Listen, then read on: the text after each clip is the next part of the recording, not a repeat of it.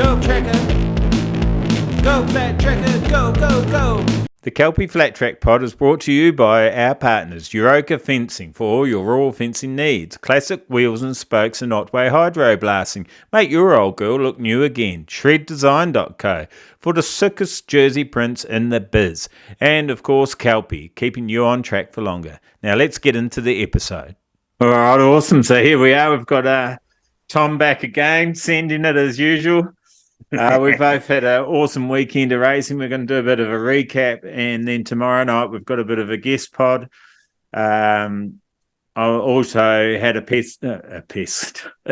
I'm at it again, Tom. A guest pod with Teo Aksu, which should be released tomorrow, I'm hoping. So she's pretty much all finished. So that one should be out tomorrow. Young road racer that does a bit of dirt track. I won't get too far into that because have a listen to the pod. It's well worth the time. He's a great kid, got a great head on him. And we have a really good chat. So check that one out. But today we're talking about, tonight it is, we're talking about the Akurbra Classic and the Aubrey Club Champs that I was at. So actually really nice to have an event for myself to talk about rather than just listening to you feeding us your information.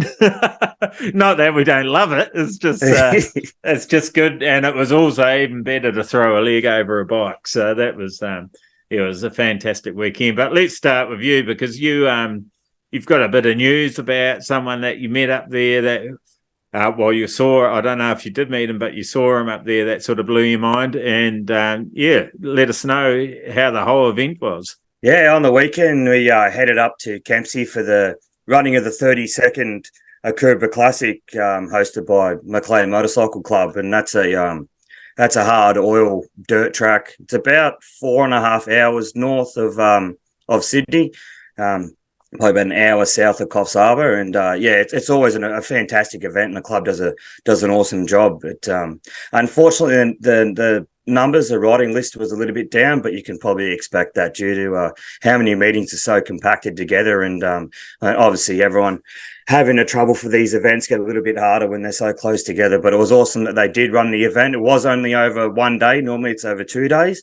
But definitely jam-packed racing, and it was a little bit of a later finish, but it was definitely worth it. Yeah, cool. So, what event stuck out for you? Was it the Akurbra Classic? So the Akubra class is it 450s? I think it's open. All right, so I'm totally lost where I had to take a phone call. Totally lost now. We were talking about what class the Akubra class is, I think, wasn't it? Yeah, the Akubra is, or the Akubra solo class is, that's open. So it's pretty much, whatever you got, run it. Yeah, okay. So 500 CR or anything. Yeah, right. Yeah, pretty much, yeah. And was it a mixed bag or was it mainly 450s? It was mainly 450s. I didn't get to really watch much of the heat races. Sort of, we had two classes, so we're on and off the bike sort of thing all day. We had 10 races all up all day, so I didn't really get to the fence much. But I definitely got to see the MX Open final and the Akurbra Classic final, and as you can imagine, it was insane. It was awesome to watch. The Akubra solo class. They're not the only ones that get hats. The sidecar guys. So, for people that aren't in our country, the Akubra is a hat. I don't even have it with me to show you either. It's sort of a cowboy hat, you would say. Yeah, I think. Yeah, and they're made in Kempsey. Is that right? I'm not 100% sure outside. If they are. Yeah. I'm pretty sure Kempsey's the home of the Akubra, and that's how it all came about. Okay, yeah. But enough. If I'm wrong, you can laugh on the other end of the screen there and send us a message and tell us the real story. That'd be fantastic. But I'm pretty sure it's something along like that. I remember reading a long time ago. I can't remember where I read it, but anyway.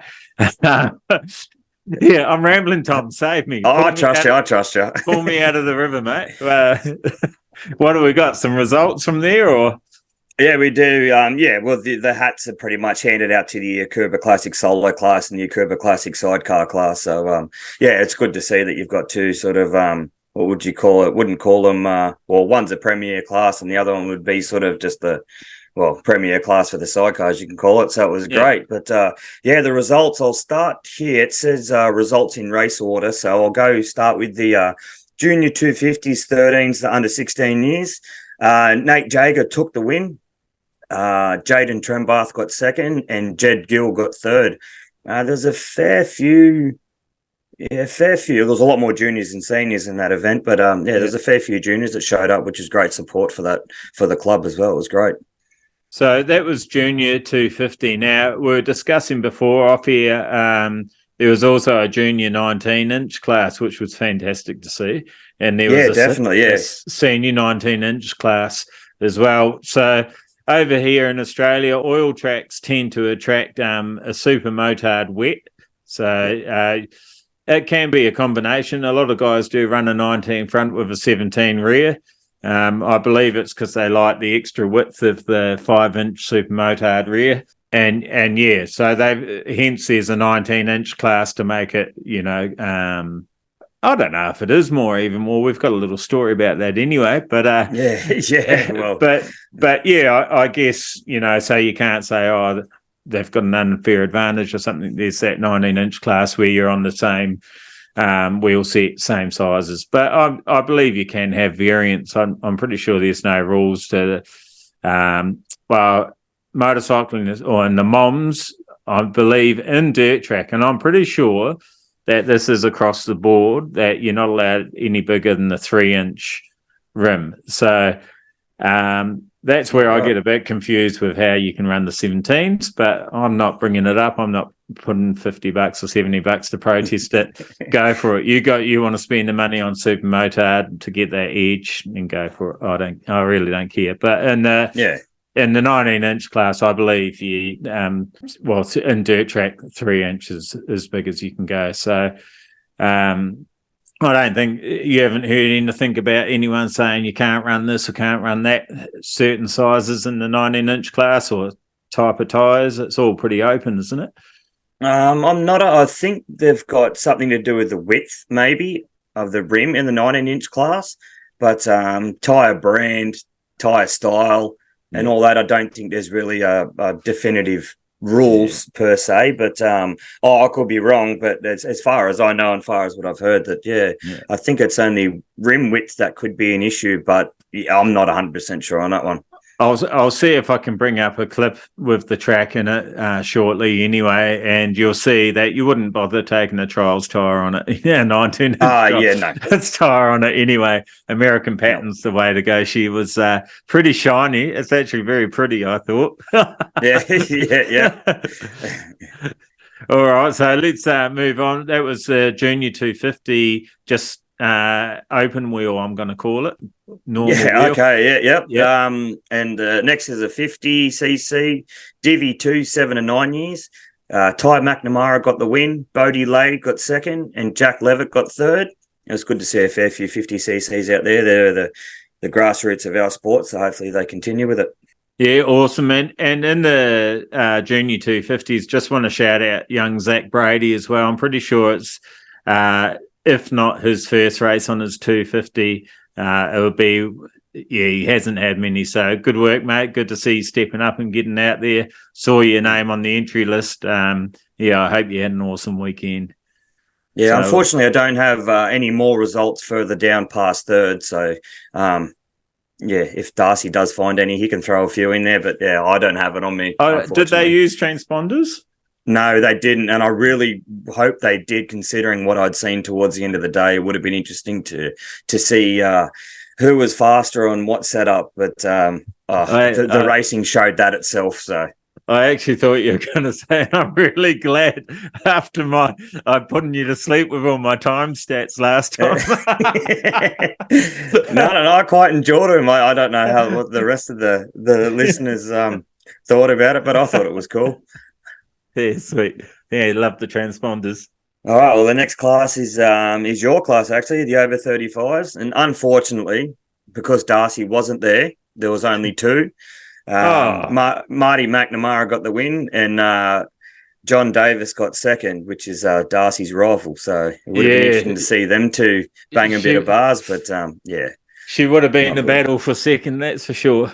I think John is a little bit quicker than me, so it would have all depended on if I could have pulled my finger out of my ass and sent it. Would just I'm pretty inconsistent, so that's all right, man. More seat time. I don't know how it would have gone. Oh, good. Well, the next up is the Pro Open Women's, and unfortunately, like I said, due to the lack of numbers and the meetings being pushed so close together, there was only one lady that rocked up, and she obviously got the win. Hope Louise Irwin. And well, thank you for coming out and supporting the event, considering you were the only girl out there. But you showed up and you rode fantastically. And did Hope compete in other classes as well? Well, they joined the over 35s and the pro women's together, but I'm not 100% sure if she went into any other classes. Yeah, or like you said, good on Tom. Like you said, good on you, Hope, for turning up and still having a ride. And it is disappointing when there's not other female entrants for you to battle against. But at least you turned up and support the event, and hopefully some of our listener female riders will come and join you next time. Yeah, hope so. Yeah. Next up is 85cc, 150cc, 12 to 16 years. First place was Jaden Trenbarth. Second place was Amelia Kotz, and third place was Daniel Benson. Yeah, right. Yeah. And there was, dare say there was a fair few of those as well. I think there was only two classes where it went down to finals. But unfortunately, it's a bit sad when you sort of rock up to an event and you see the pit's half empty, but there's not much you can do. You can only show up and try and support it the best you can. Yeah, that's right. And they still, hats off to the club. They still ran it. They did an Australian government and pivoted and whatever. Yeah. I don't know where I'm going with that. But anyway, they made it work. Is what I'm trying to say. So yeah, awesome. Yeah, they definitely did. And I'd like to say there was a fair few accidents and there was a fair few injuries throughout the day as well. And best wishes to all those people that did get hurt. And hopefully you have a speedy recovery. And we'll see you at the next one. Yeah, 100%. We don't like. In the moment, the accidents are exciting and thrilling, but we don't like the effects they have. So, 100% second that. I hope you all heal up quick and nothing's too severe that puts you off coming back and throwing the leg over again. Or, if it does, please stay part of our sport and, continue your passion in other avenues, maybe race secretary or, some sort of official position in a club. Because there's always shortages of those. Jump on a flag point. It's always the best viewing of racing there. Yeah, it's not quite the same as racing, but it's actually, I think I've mentioned this before, like when I was injured, started doing a bit of commentary because I love commentary at racing and we didn't have anyone doing it. So I just started doing it and it really made me feel part of the club and the sport and kept me involved. And it almost got to the point where I went, I don't need to race. Almost, not quite. I think your wife heard that and got really excited. No, she's inside, miles away. We're safe. I don't say silly stuff like that when she's around, Tom. 46, mate, not 18. All right, I'll keep moving along then. The next one's the 50 demos, and this is not in any order. I think they just pretty much named all of them. Yeah. But the first one out was Blake Nicholson. Second was Tars Lawford. Third was Logan Lay.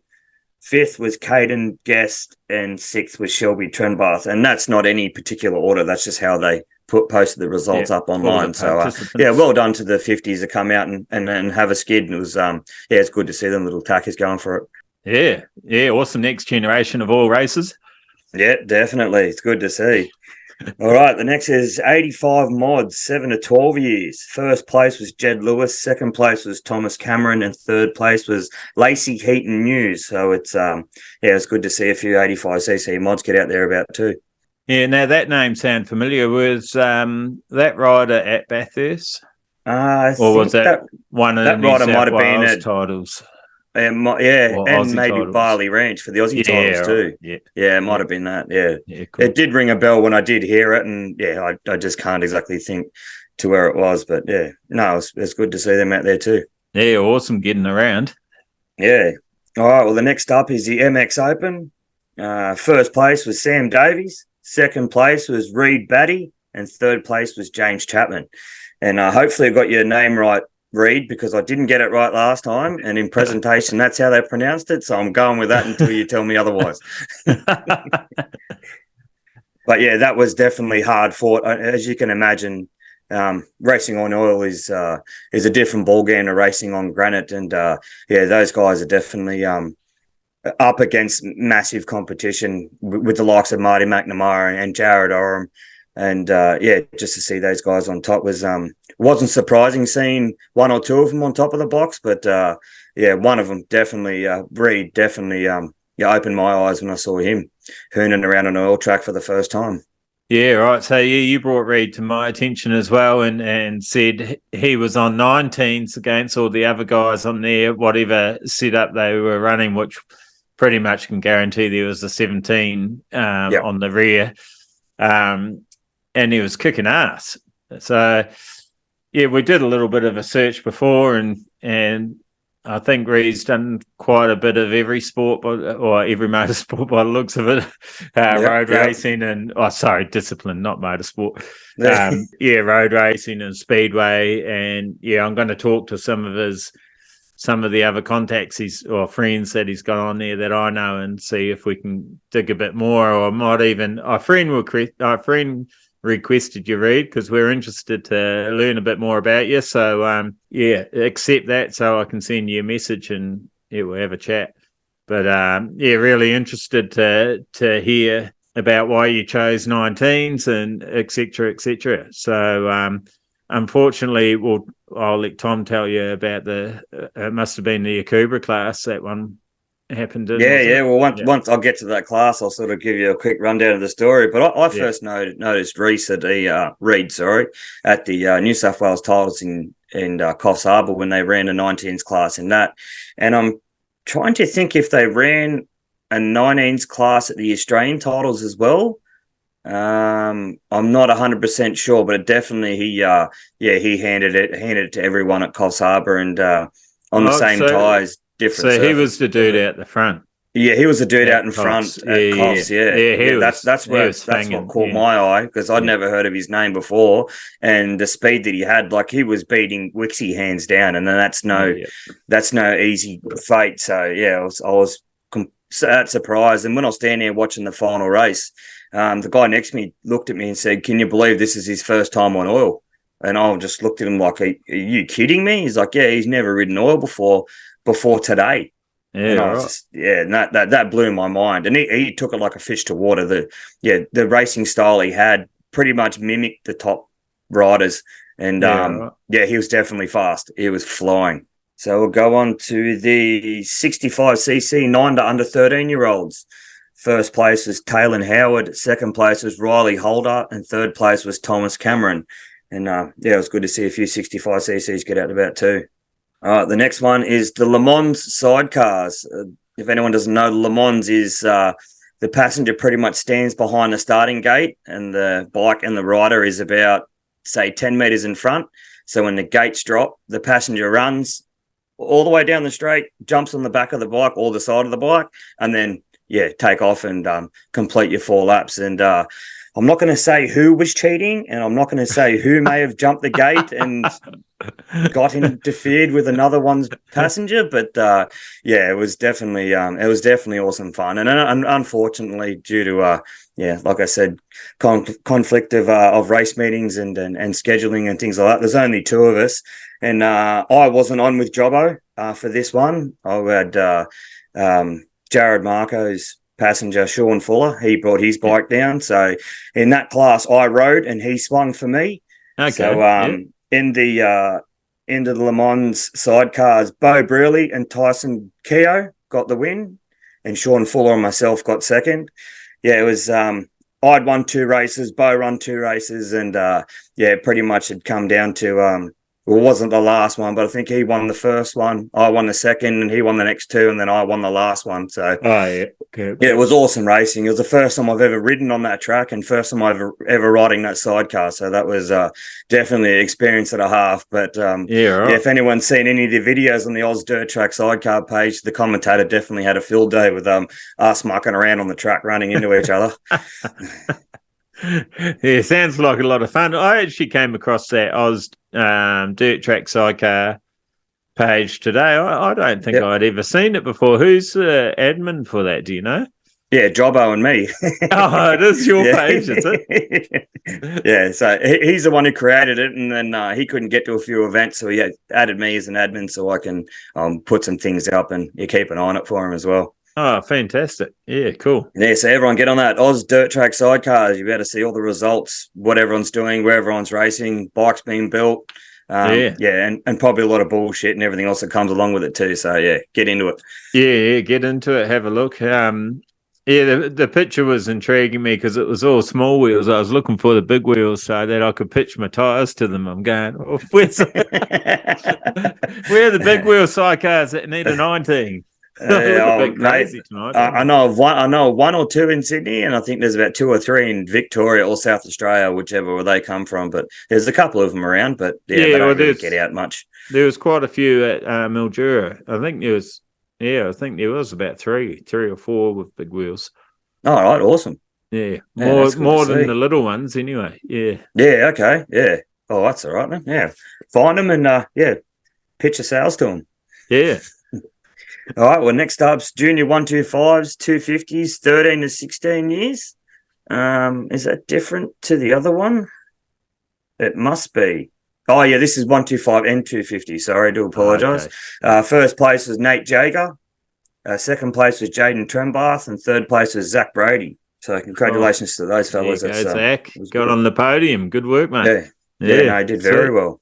All right, next one is the Pro 250s. First place was James Chapman. Second place was Clay Clegg, and third place was Cooper Williams. And I want to give a big shout out to Cooper Williams. He's definitely come a long way. He's a Gunnedah boy, and I'm friends with his dad Todd. And it was good to see him get out there and put his arms up. But unfortunately, I think there was only 4 250s that showed up to that one, which was a bit sad to see because that's always a good class to watch the top guys contend in. But numbers definitely lacked at this race meeting. So I'm sorry if I repeat myself, but hopefully it encourages more people to come out and fill up the grids. Yeah, if you don't want to hear Tom keep going, numbers were a bit lacking at this meeting, then fucking turn up. I'm going to have to go next year now. If you rock up to a race meeting and you come up and say good day to me, I'll sure to shout you out on the pod. And having said that, I'd like to shout out Michael Gardner for getting 4th place on the sidecars in the Aussie titles. He's only just started. He had Wade Thompson on the side of him, and Wade's a good bloke as well. I just want to give him a massive shout out. He rode like a demon. He beat us hands down in 1 or 2 of the races as well, and it all come down to the final, and he just missed a spot on his first Australian title, missed a spot on getting on the podium. So there you go, Mick. You did well. We're proud of you, bud. But next time we're going to whoop your ass again.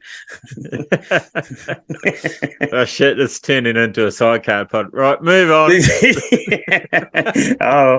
The next one's up is 85cc, 150cc girls, 12 to 16 years.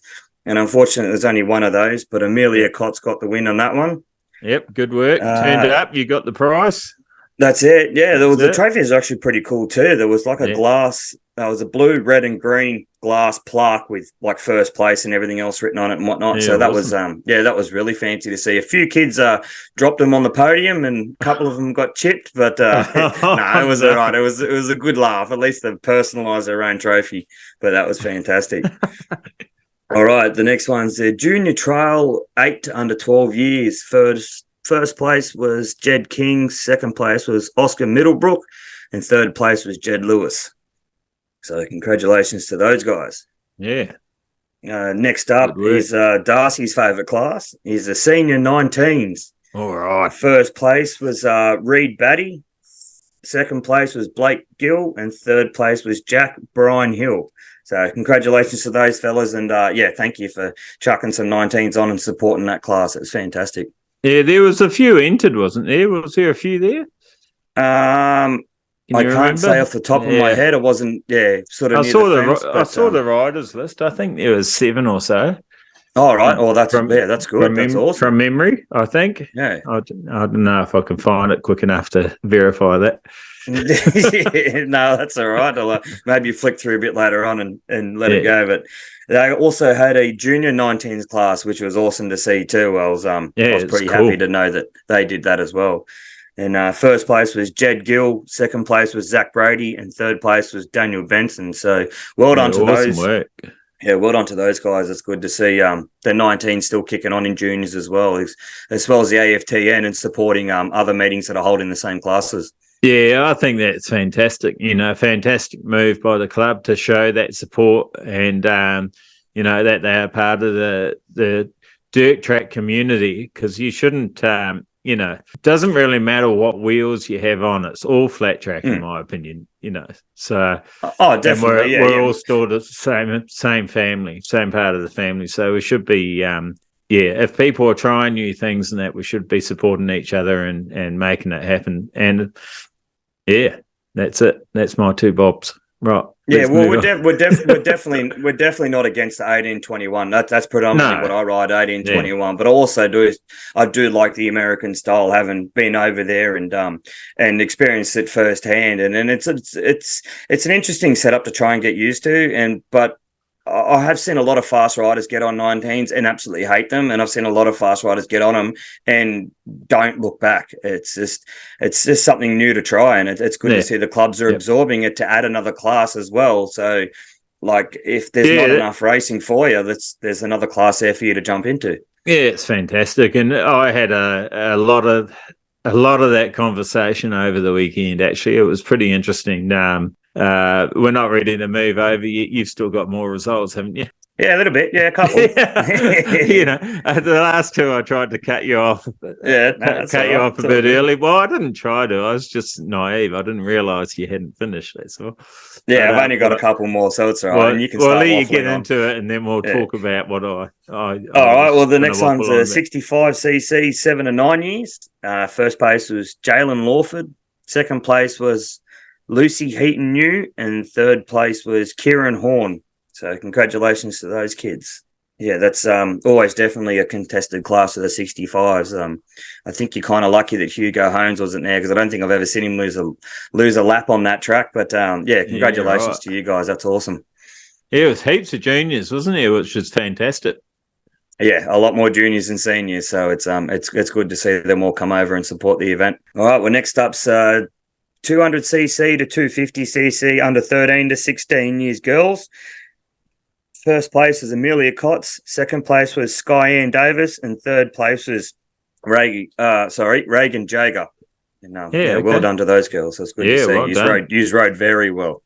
All right, next one's 85cc's 159 to 13 years. First place was Taylor Howard. Second place was Jed Lewis, and third place was Oscar Middlebrook from Gunnedah. So are those guys on 17-inch? I'm not 100% sure. I did look at a couple of wheel patterns, because I think they were just before us in the Akurbra Classic Sidecar class. Yeah. And, some of them had, sort of a squiggly style pattern. Some of them had sort of like a low tread trial style pattern and whatnot. But, okay.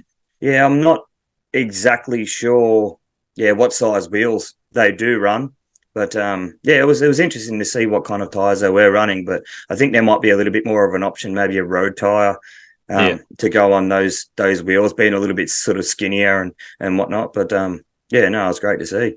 All right, next up is the Akurbra Classic Sidecars. And like I said before, there was only 2 of us there, but Sean Fuller and myself managed to get the win and the hat, and Bo Brearley and Tyson Keogh got second. And Sean rode like an absolute cut snake, and I just held on and held my breath for dear life.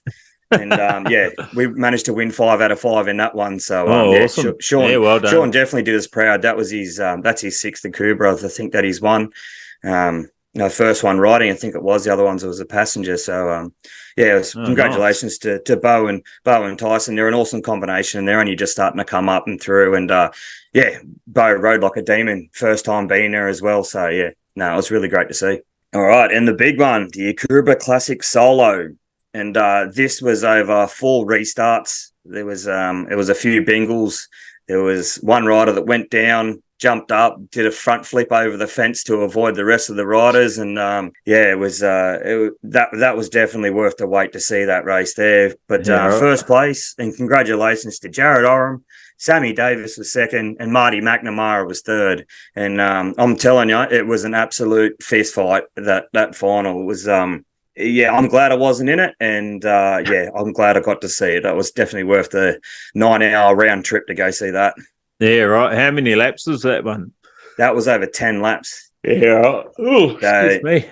Yeah, the first. I'm just going to go off by memory here. So if I get it wrong, you can shoot me.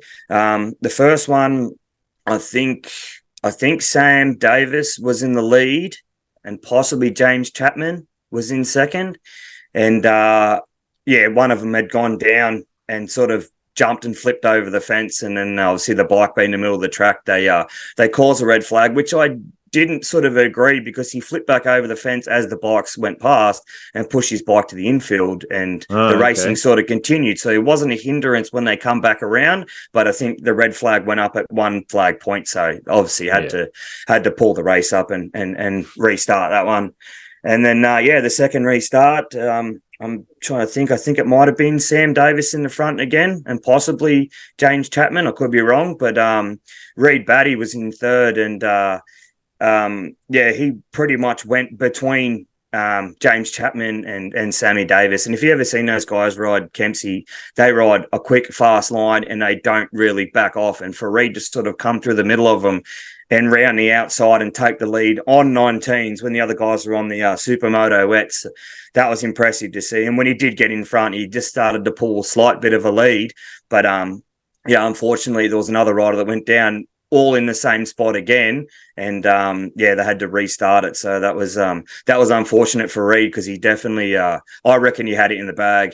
But yeah, the third restart, it was pretty much the same guys out in front again, and yeah, someone went down, and I think it might have been James Chapman that went down, and unfortunately Reed was right behind him and had nowhere to go, and hit him and went over the hangers. So that was yeah, that was unfortunate there. Wish it didn't happen, because it would have been good to see him all finish, but unfortunately yeah, that's the way racing goes sometimes. And then, yeah, the fourth restart, I think Darcy's doing some background research to try and see if he can find some. You're doing so well. I think you know he's keeping his concentration really good. I haven't distracted him at all. But it's yeah, it's if anyone has ridden that Kempsey track, they do know that bottom corner, sort of around or turn one all the way around to the to pit corner there.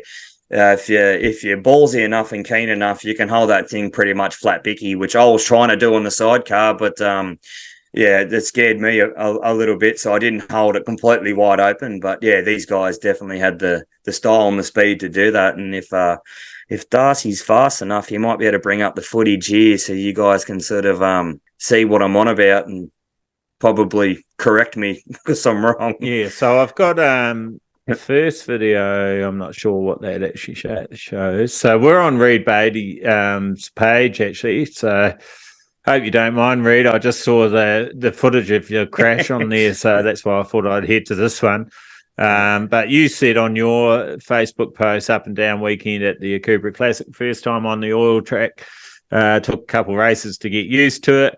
Once found the setup, the bike, we had good speed. I got a good start in the final and made a pass to the lead, the Akubra Classic, until a red flag came out, a few laps to go. Unfortunately, the restart while running third, a rider crashed in front of me, and I just had nowhere to go. And you weren't lying about that. So, yeah, I was just trying to ended get, up with a first in the 19s. Sorry, Tom, what was that? No, you're right. Yeah, I was just trying to run that off my memory to who got what and whatever else. And Yeah, well, even on 19s, never on oil before. He got second. Pretty sure it was second in the MX Open. So that's an incredible effort. It's second. Here we've got MX. a full screen image going now. If you're on YouTube, there we go. Write it down. Reed copped it. So you'll catch that again. So you're going pretty hard out of turn 2 there. Someone, just lost the rear end. Yeah. Went straight in front of Reed, unfortunately. Definitely didn't have anywhere to go. I can't tell in the footage who was who. I think it was James Chapman and went down. I'm right there. Not 100% sure, but I think it might have been, yeah. Yeah, I hope you're all good, Reed, because that looked pretty nasty, mate. Yeah, I was trying to sort of look for him at the end, like obviously when he would have gone back to the pits and started packing his stuff up by the time the feature race finished. And I was going to try and walk up and just shake his hand and just give him a bit of congratulations on his effort. Not only his placings, but the way he rode. Just it was an absolute spin out. She looks pretty shiny, doesn't she? The track, and there's quite a good crowd there too, by the looks of it, up on the embankment. Oh, the crowd's biggest I've ever seen it. Crowd was huge. Yeah, there was nice. There was a lot of people there. It was we couldn't hear it when obviously when we were on the bikes, but with Sean and with Tyson mucking around with each other on the start line, supposedly the crowds were laughing their head off and hoo-haaing and yoo-hooing. So that was that's awesome to hear that afterwards. Would have been mad to hear it or see it firsthand, but no, it was good. Oh shit! Hold on, totally ballsing it up now. No, what do you do? Don't go on anything you're going to regret. No. There's just volume there. Is it? Like that. Yeah, I don't know why Hold on a minute. Oh this is how prepared we are for the podcast. Well, I'm going to edit this out, and there will only be one. Why can't I turn it off? It's riveting content. Hold on. It won't let me. I reckon my computer's crack the shits. Well, while Darcy's doing that, I also want to give another shout out to the club. I know they were sort of a little bit disheartened with the amount of people that had entered, and shortening it to one day sort of would have made it a little bit easier. But it definitely was a full jam-packed day, and due to the crashes, it did lengthen the day a little bit. I think presentation was like 6 o'clock at night in the dark, but it was definitely well worth it. That's for sure. How you going with it? I don't know. I'm scared to touch anything. It's frozen now or something. Yeah, I don't know. I've pressed stop share like 5 times. No, we're not having a computer friendly day. Like, just so you know, everyone, this is all Darcy. I'm just a co-host. God, he slipped in quick, and he's got into the vibe of how shit works around here. Well, while he's doing all that, I do want to give a massive shout out again to all our sponsors and massive Send It Energy. Didn't you just do that, or is this Groundhog Day? Didn't you just do that when I was when the sound was blasting in the background? Or was that another thing to someone else? I gave the club a shout out for running the event. Sorry, that chick that keeps screaming in my ear when Reedy was going up in the air, that was freaking me out. I'm a bit I'm a bit not with it today. Anyway. Yeah, I couldn't hear the audio, so that was all you. Oh, could you not? No, definitely not. Oh, you were lucky. I wonder if it will come out in this thing. We'll find out anyway when I'm editing it. If it's a good laugh, I'll leave it in. yeah, definitely. I would. Because it was just I was panicking if you hadn't noticed, because it just keep replaying with the bike sound and this girl screaming. So it was like all we saw was the video going again and again, but it was real patchy. It was real notchy. It wasn't like a clean viewing video, so I'm not sure what's going on there. Me neither. I don't think anyone in the universe does, so we'll just move on. All right, so what did you get up to on the weekend then? All right, so my weekend was it was a ripper. What night did we go up? Yeah, it was a 2-day. So Aubrey Wodonga, they haven't been doing a lot of dirt track So they're coming back. Their committee's starting to pull back together a bit, and they're coming back. So they had a 2-day club champs for this year, which myself, Brendan, McCowett, who's obviously a KELPI rider, and Kelsey Jensen, who's a KELPI rider, and some other Harley Club members were down there. Daniel Leonetti, Ben Mundy, Ty Darkin, Riley. I'm sorry, Riley, I'm not sure your surname.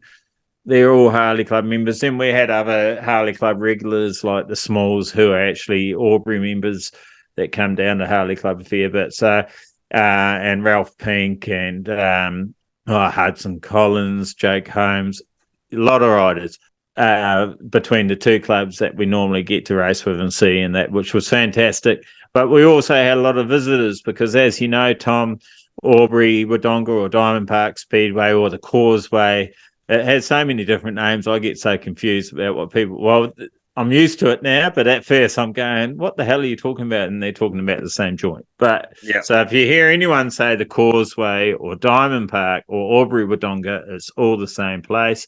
It's just off the freeway heading towards the border, I believe, or I'm not sure if it's right next to the border and it's right next to the river. Real cool track, really cool setup, actually. Toilet, showers, canteen, top-notch setup. They run the skylift under lights, what they used to, and that hopefully coming back in 2024. Keep an eye out for that one, guys. It's an awesome short track event for dirt bikes, and they pull an awesome crowd. People love to come and watch it and support it. But that's not why we were there this weekend. We were there for the club champs, and there was quite a few riders. We had the Smith brothers from Central Coast. Who else? Rowan Teggart, thank you. That's who I was trying to think of, from Mildura. And see, this is why I need a co-host support. And I wasn't even there. Yeah. And Daniel Wicks came on the Sunday. So, so a few guys sussing it out for the Aussies, because that's where the Aussies. Did I actually get that far? I don't think I did. I rambled a whole lot of shit. I'm swearing a bit tonight. Sorry, I'm a little bit tired and it's just slipping out. I've got no self-control. So she was a great weekend. It's actually my first time racing that kidney bean dirt track. I've raced the Skylift, the short track, a couple of times. I've done one practice day with the dirt track, and then half the day was the TT, which looks like it hasn't been used for a long, long time. So, really good racing. Again, not a huge turnout, but enough. There was 2 heats in the Pro Open, 2 heats in the Pro 450. There was only 3 vets, so I got second in that. But I'm still proud of that. It was still good racing. It was mixed in with the pre-90s. It was I didn't look behind, but until after the race, and there was a pretty big gap behind second and third. And the pre-90s were sort of back there with third, apart from one annoying CR500 that keep getting around me, Harrison, which was fantastic. I know he's having a ball on that 500, Don Street's CR500, and it was really good, actually. Otherwise, it would have just been Ben kicking my ass all day, and that would have been even more frustrating. So, no, it was really good. The track was actually would you believe it? It was actually my first time running 2119 KELPI block. So normally I would always run 1990 KELPI block, and then I thought, well, I should be doing this more often. I think actually it's my first time full on racing it. I did do quite a bit of development at home on our track with 2119 with our first tyre when it first came, and then we made changes, and that's what this one became, the second gen. And look, all in all, it's really good. But it was just braking traction and spinning a little bit more, a bit earlier than what the Mitchie was. And I just sort of felt like Ben had an extra gear, which did get, honestly, being honest, it did get a bit frustrating. But I played around with a few things. I had 2 different rims, so I had a 2.5 and a 3, and the 3 I was getting much better starts on. Gave it a bit of a flatter footprint, and that tyre too, we did a bit of a Midas Speedway cut in it with a multi-tool, so just put 3 slits down. I'll do a picture, it will be easier to show. Yeah. Did you ever take your KELPI block front and rear 19s to Nepean? No. Or Appen? Appen, I did, yes. Was that a fair while ago? Yeah, last year. Yeah, right, okay. Yeah, because I remember Greg Heatley saying something that a guy is rocked up with 19s front and rear, but the block pattern. And I was like, oh, yeah, right. I didn't even think of that until he sort of mentioned it. So I'm guessing now I know who it was. yeah, it was me. And I won one race that day. I think it was in the Vets again. Won a race, or it might have been an open class or something. I can't remember. I think I entered everything I could anyway. But I was a little bit ginger on it because I was driving myself there and back. So I really wish I wasn't cautious like that. I wish that I could just, go. But I do play the sensible card. But the Vets, the Vets was really good. We had some awesome battles. The last race of the day, on the second day, was probably my best start, and I got the whole shot and held them off for about a lap, I think it was. So that was good. Walked away with feeling pretty good about that. Pro 450 for me was a bit hit and miss. I had a couple good races on the first day, and then I don't know, my starts just went pear-shaped. I just couldn't get off the line either straight or quickly. Yeah, right. Okay, I know what you mean. And it was just getting poor starts and either getting closed out or just I don't know, just wasn't getting it together, and I'm not sure why. And there was one young lady there. I'm sorry, I'm not sure of what your name is. I can't remember. She got on the podium in the women's. She was 3rd. So if you can find that, Tom. Yeah, give me 2 seconds. I've got it all here just in case you didn't.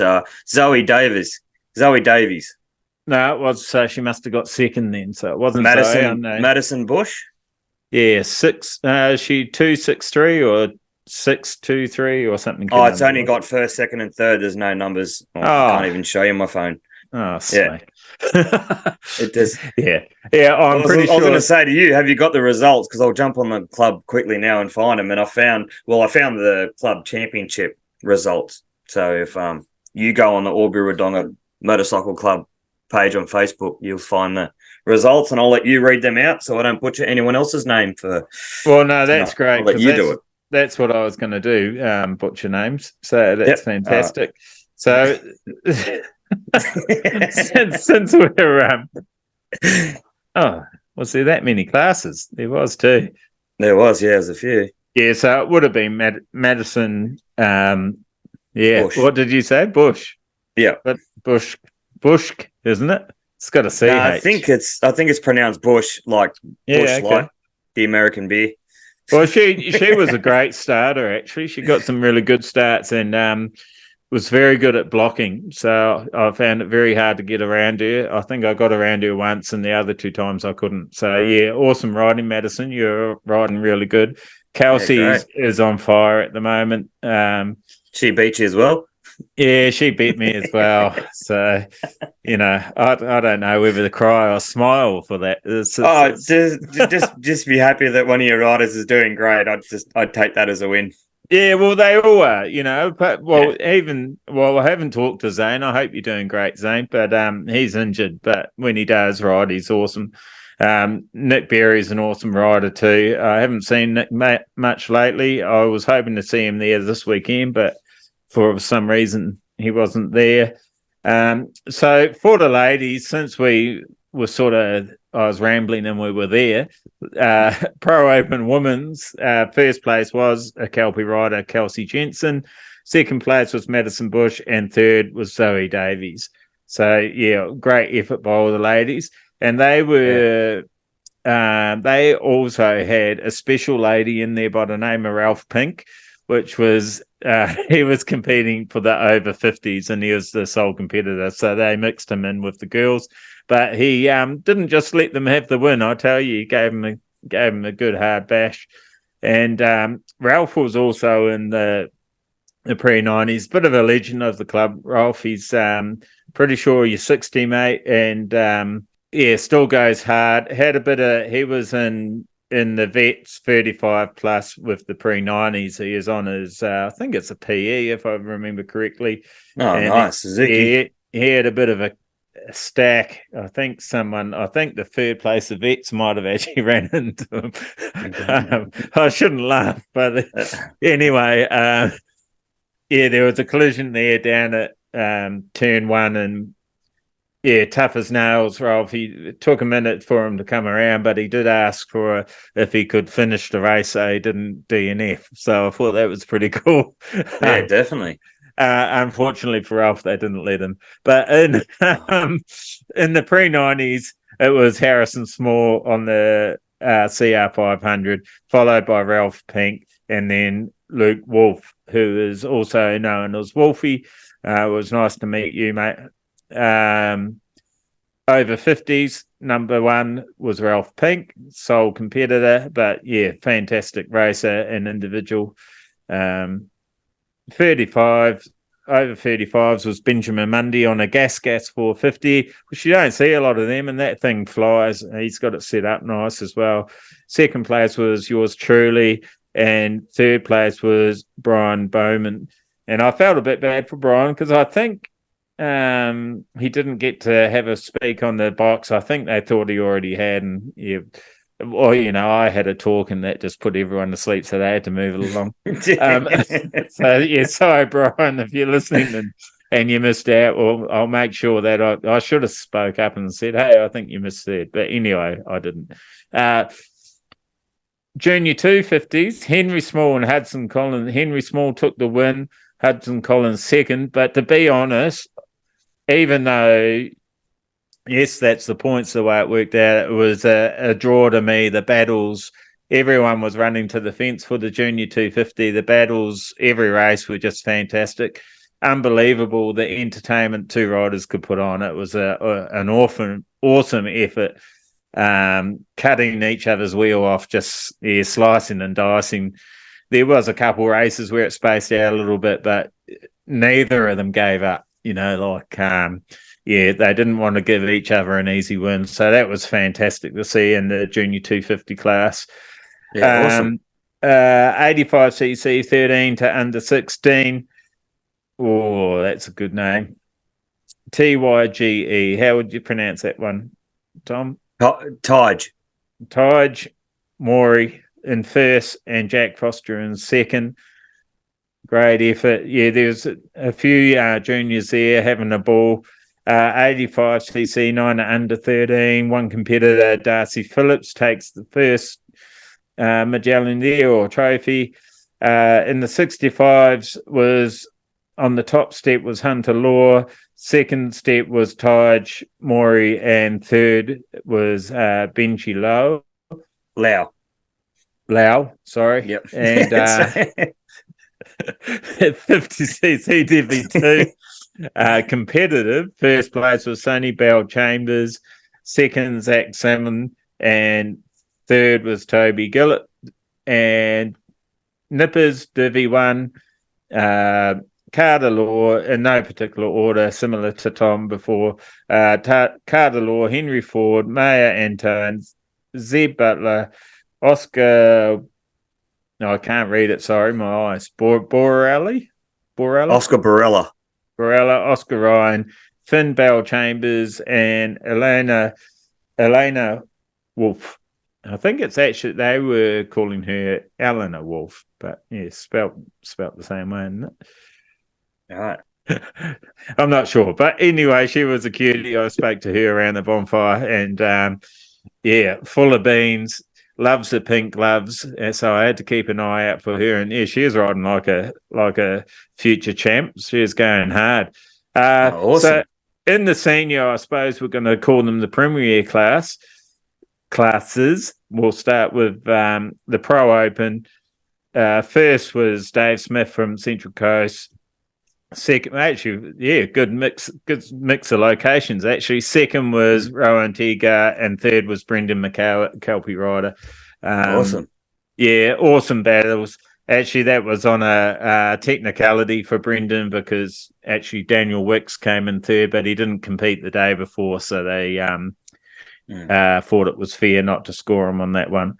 So, yeah, awesome work. And Brendan, look, he really deserved it. He had an angry swarm of riders behind him that, oh my God, how someone didn't come off, I don't know. We were just on the edge of our seat. And he just played beautiful lines, blocking them and not giving them the opportunity that there was about four of them that were seeking, and they were all just trying to chop each other. Ty Darkin and Dan Leonetti were basically dinking each other around the track. It was fantastic to watch. It was really good, bouncing off the walls. Dave Smith actually, there's a couple good photos. If you go on Colin Rosewarne Photography Facebook page and also Julie Burns, there's some pages that some photos on their pages that will explain it a lot better than I am. They're just bouncing off the walls, wheel standing under power into the right hander, and that it was fantastic racing to watch. So the Pro 450 local Remy Fife took that one, followed by Dave Smith, and third was Rowan Teagart. So I think those results actually say a lot, and it's going to be interesting. I think the Australian titles, if you're not planning on racing, but if you can get up there, it will be really, really worth it. So I'm not going to be racing, unfortunately, because we're flying out the next weekend, but I'm definitely going to take a camera and do some filming and have a chat to people and maybe some interviews and stuff. But I think the racing is going to be fantastic there. It's a good viewing track. Like, it's good spots to go around it and view from and everything. There's a hill at the bottom corner. There's a hill that goes pretty much right the way around, doesn't it? That you're pretty much above the fence line, so you're looking sort of down on the track. Yeah, and it's funny actually you say that, because Ben Mundy was saying to me, "Oh, the bike seems so quiet. Like it seemed quite a bit quieter," and I think it is because of that sort of embankment. Just the way I actually can't figure it out, because Broadford has sort of a bank like that too, but they do seem a lot louder at Broadford, and I'm not sure what it is. If it's because there's hills behind it that make the sound echo or something, I'm not sure. But at Aubrey, we'll put it this way: Daniel and Eddie keep going on about it, and I've got to admit, it was sort of blowing my mind too. There's on the way in on the left-hand side, there's a radio controlled racing car track. And they were having an event at the same time as us, and they were commentating and everything. How the hell? Oh, right. Yeah, we were like, how the hell can they hear what's going on? But they must have been able to.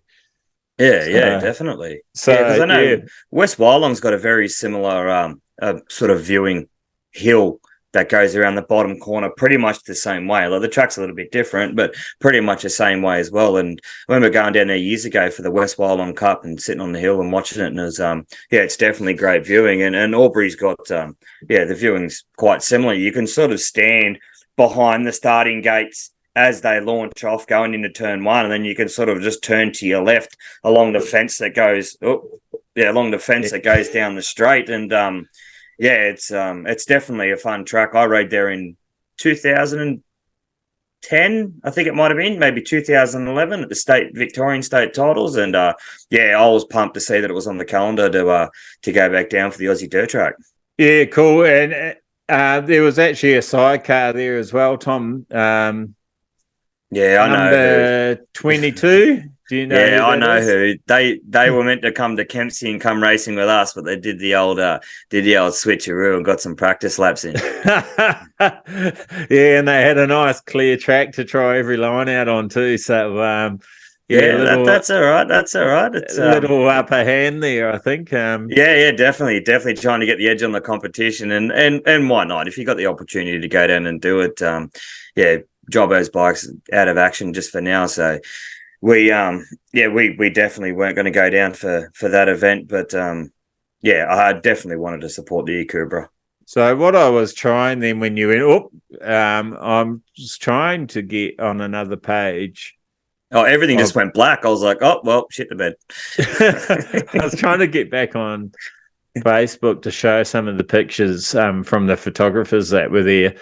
Oh, but awesome. It looks like it's frozen, so I'm not going to try because then you know what's going to happen. I'm going to get totally locked out with something on a loop and cycle, and then we'll be yeah. Well, I remember going there totally when I went there for the state titles. I think it was Sean McClellan and who was battling? I'm trying to think who was battling him for second. I think it might have been one of the Waters brothers. Might have been Nick Waters. But Sean McClellan was actually coming into turn one, lining his rear tyre up on the fence. And just before the rear tyre touched the fence, he'd stabbed the throttle as hard as he could.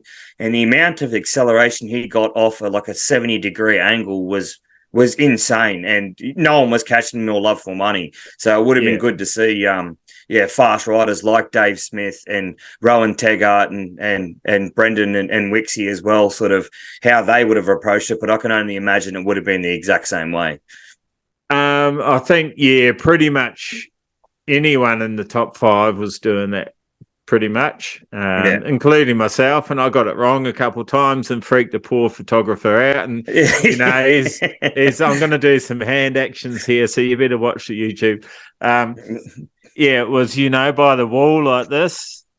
First lap, second back, he's back here. Third lap, here, gone way over there. Yeah, that's right. He's going, bugger this. This guy's going to end up in your lap. This guy's going to come over the wall. But no, sometimes got to smack on and had that sensation of, shooting you off the wall. And one time I obviously wasn't on the power early enough, and you sort of, you do the old bump up the wall. But it's actually a lot of fun banging off walls. It's I don't know how there's no real easy way to explain it. It's just when you get that, it's like that sensation of two-wheel sliding on 19s. When you've got it right, you just feel it through your body that it's right, and it's just there's no other feeling like it really. It's fantastic. Yeah, they're doing the same thing at Coffs. That sort of pit corner's got the same. I wouldn't. It's got sort of this very similar shape, but it's definitely got the fence there to sort of bounce off it. And I think North Brisbane, you can kind of do the same thing if you're down and halfway through turn one. But I haven't ridden that track, so it's sort of hard to say if they were doing it. But it did look like sort of Kaishan and Jared were hitting the fence there at Brizzy. So those guys are going to be they'll be down there. I'm sure if Jared's back from Europe at that stage, but the Aussie titles is definitely going to be heavily contested, especially when you got 12 of the top riders in the country all trying to find that same bit of fence to get drive and get edge on each other. I think there's going to be a few handlebars stuck in some weird places. Well, he's racing the second round of FIM Jarrah Brook this weekend, isn't it? Oh, right, okay, yeah. I'm pretty sure it's the schedule. Hey, shall we try something new? I was going to suggest this to you before when we were off here, and I totally forgot about it because it was wrapped up in some other stuff. Shall we give Brendan a ring and see what he reckons about the weekend? Yeah, why not? Let's see how many FNQs he can throw in the mix with you. I sort of did tell him that we might try this, but he would have forgotten. How you going? Good. Are you asleep? No. Oh, you sounded sleepy. I'm on the pod with Tom. I don't know if you remember me saying that I'll probably give you a bell. Oh, shit. I don't remember, no, but my phone's about to go flat. I know that. Oh, he's just chucked you under the bus, buddy. Yeah, you probably can't hear, Tom. Hold on. Oh, no, because that will totally undo everything. He said, I've just chucked you under the bus. I haven't thought about this at all, me being super planned and solo interview. And on the ball, just some quick words about the weekend. What do you reckon? Oh, yeah, no, it was awesome. It's for a club that hasn't run a race meeting in, I don't even know how long, we were trying to work it out. It had been a few years. For a club that hadn't done it in that long, it ran super smooth. And then also, like, the people working on the track had never done track prep before. They don't ride bikes, they just operate machinery. And the track was pretty much perfect all weekend. There wasn't any major crashes. It kind of couldn't really have gone any better. Yeah, no, I agree. It was a fantastic weekend. I enjoyed myself. We all had to come to terms with the new gates, and I think it was a good insight for the club as well with the new gates. A little bit bizarre, but like a track, we're all using the same gates, you're all using the same track, so you just got to adjust. Yeah, exactly right. Yeah, and I think it was good for the club to run that meeting, obviously prior to the Aussies, to learn that rather than having to learn that at the Aussies. So yeah, they're not getting another one in beforehand, are they? Not another race. I think they said they're going to try and get another practice day in. Yeah, right. But that's only, they're going to see if they can, sort of thing. That's not set in stone or anything. Yeah, and did you hear any other rumours of the weekend? I know some new surfers is going to be laid down on. So just because you win and race there this weekend, it's not necessarily going to be exactly the same for the Aussies, which I sort of thought was quite interesting. Actually, I don't know if that was a tactic that they had, or they said they wanted to get it on before that weekend, but the weather just stopped them. So yeah, okay. And I think, I don't know if they couldn't get the surface on and a ride day in before the Aussies. I don't think they'd do that because they need to bed the surface in. So if they've got enough time to put new surface on and run some kind of meeting, then they'll probably do it. But if they don't have time to run a meeting as well, I don't know if they will put the surface on. Oh, okay. Yeah, right. That's interesting insight. That's sort of the vibe I got anyway from what I was hearing. So what was your highlight of the weekend, do you reckon? Well, obviously the saving the best ride for the final is always nice, rather than I've had other races where I've had the worst ride of the weekend in the final. So yeah, that was definitely the highlight. But I think just I felt really good sort of on the bike, like good in a way that I didn't feel like I was super fast or anything, but I just felt real good. And the little bits of time that I needed to make up, I kind of knew where they were, sort of thing. So I adjusted to some of them, and then also some things I know that I need to change on the bike. And it's kind of, I've left there not guessing, not questioning everything, which makes a nice change. So yeah, I think just a solid day on like one bike, one setup, no real bike problems. Just kind of sort of gives me a bit of confidence again, I think. Yeah, so we're talking about, because Tom was up at the Akubra. Do you know Reed Beatty at all? Oh, I've heard of him, yeah. I don't know him, but I know of him. Yeah, so he was killing it on a set of 19s up there against all the 17s and stuff, which sounded pretty interesting. Yeah, cool. Yeah, there's a bit of a video on his page too, unfortunately. On the third restart, he came a cropper, I think it was. Was it right, Tom? Third restart? Yeah, second or third, but I think it might have been the third, yeah. Yeah, third one, I think it was. Yeah, sorry, Tom's gone to sleep there because we've shut him out. yeah, okay. No, well, to him, you have, not to everyone else. That crash, so that looked like it could have been real bad. Sorry, mate, I missed that. I was laughing too loud. I couldn't hear you. Oh, I was just saying that I did see the video of that crash, and it looked like it could have been pretty bad. So glad everyone's all right. Yeah, he did get back up afterwards, or everyone sort of got back up afterwards, so that was good to see. Yeah, no, hopefully it's a speedy recovery. He sort of, it could have been a lot worse. Looked like it could have really taken his head out. But I think he's pulled up all right by the sounds of it. But but don't like I was saying before, it's sort of exciting in the moment, but none of us push anyone to not recover nicely from them, or not to recover at all from them. So definitely not what racing's about. And so you're going, Griffiths is after the Aussies, isn't it? Yeah, it's like 2 or 3 weeks after. So. Yeah, I'm so jealous. 28th of October, I think. Well, I don't know if I'm going to try and go. Yeah, I'd like to go, but I don't like the chances. But we'll, you never know. We'll see. We'll see how we go. It's all right, Darcy. I'll be there. I'll hold the team up. I'll hold the fort. Tom's going to do the job for me. He said he'll hold the team up. You're going to race on the KELPI block and get the podium, are you? I actually don't know what tire I've got on the back of my 450, and don't know if I've actually got a 19-inch rear wheel that already doesn't have a flat track tire on it. So might be running a V rubber on that one, but all depends if someone sends me a tire up. I might have to take it off and chuck a KELPI on there. But no, I wouldn't be I wouldn't blink at running a KELPI block on that 450 either. I was very impressed with it on the 125. Yeah, sweet. Could you hear Tom? Can you, Brendan? Oh, just. Yeah, because my big ears are in the way. I was surprised that you could. I haven't got it set up. I'm just holding Brendan next to the microphone. So yeah, I can hear him fine. Oh, good. You can? Yeah, nice. Yeah. All right, mate. Well, we'll let you go back to sleep. I thought we'd say good day anyway, and we'll have to get you on for a proper one with LinkedIn, and we'll talk to you anyway. All right, guys. All right, Brendan. Catch you, mate. See you, buddy. Oh, that sort of worked in a roundabout way, didn't it? Yeah, that's all right. Oh, at least everyone else can hear what they're on about. Yeah, sweet. A little bit distracted. Sorry, too many things going on at once, just in that small amount of time. Around the world, Tom. This is one that I've wanted to come back to a bit, and I did one. Well, it's probably a year ago, and look, the screen's not going to let me do it, is it? Like, how do I get rid of that stuff? This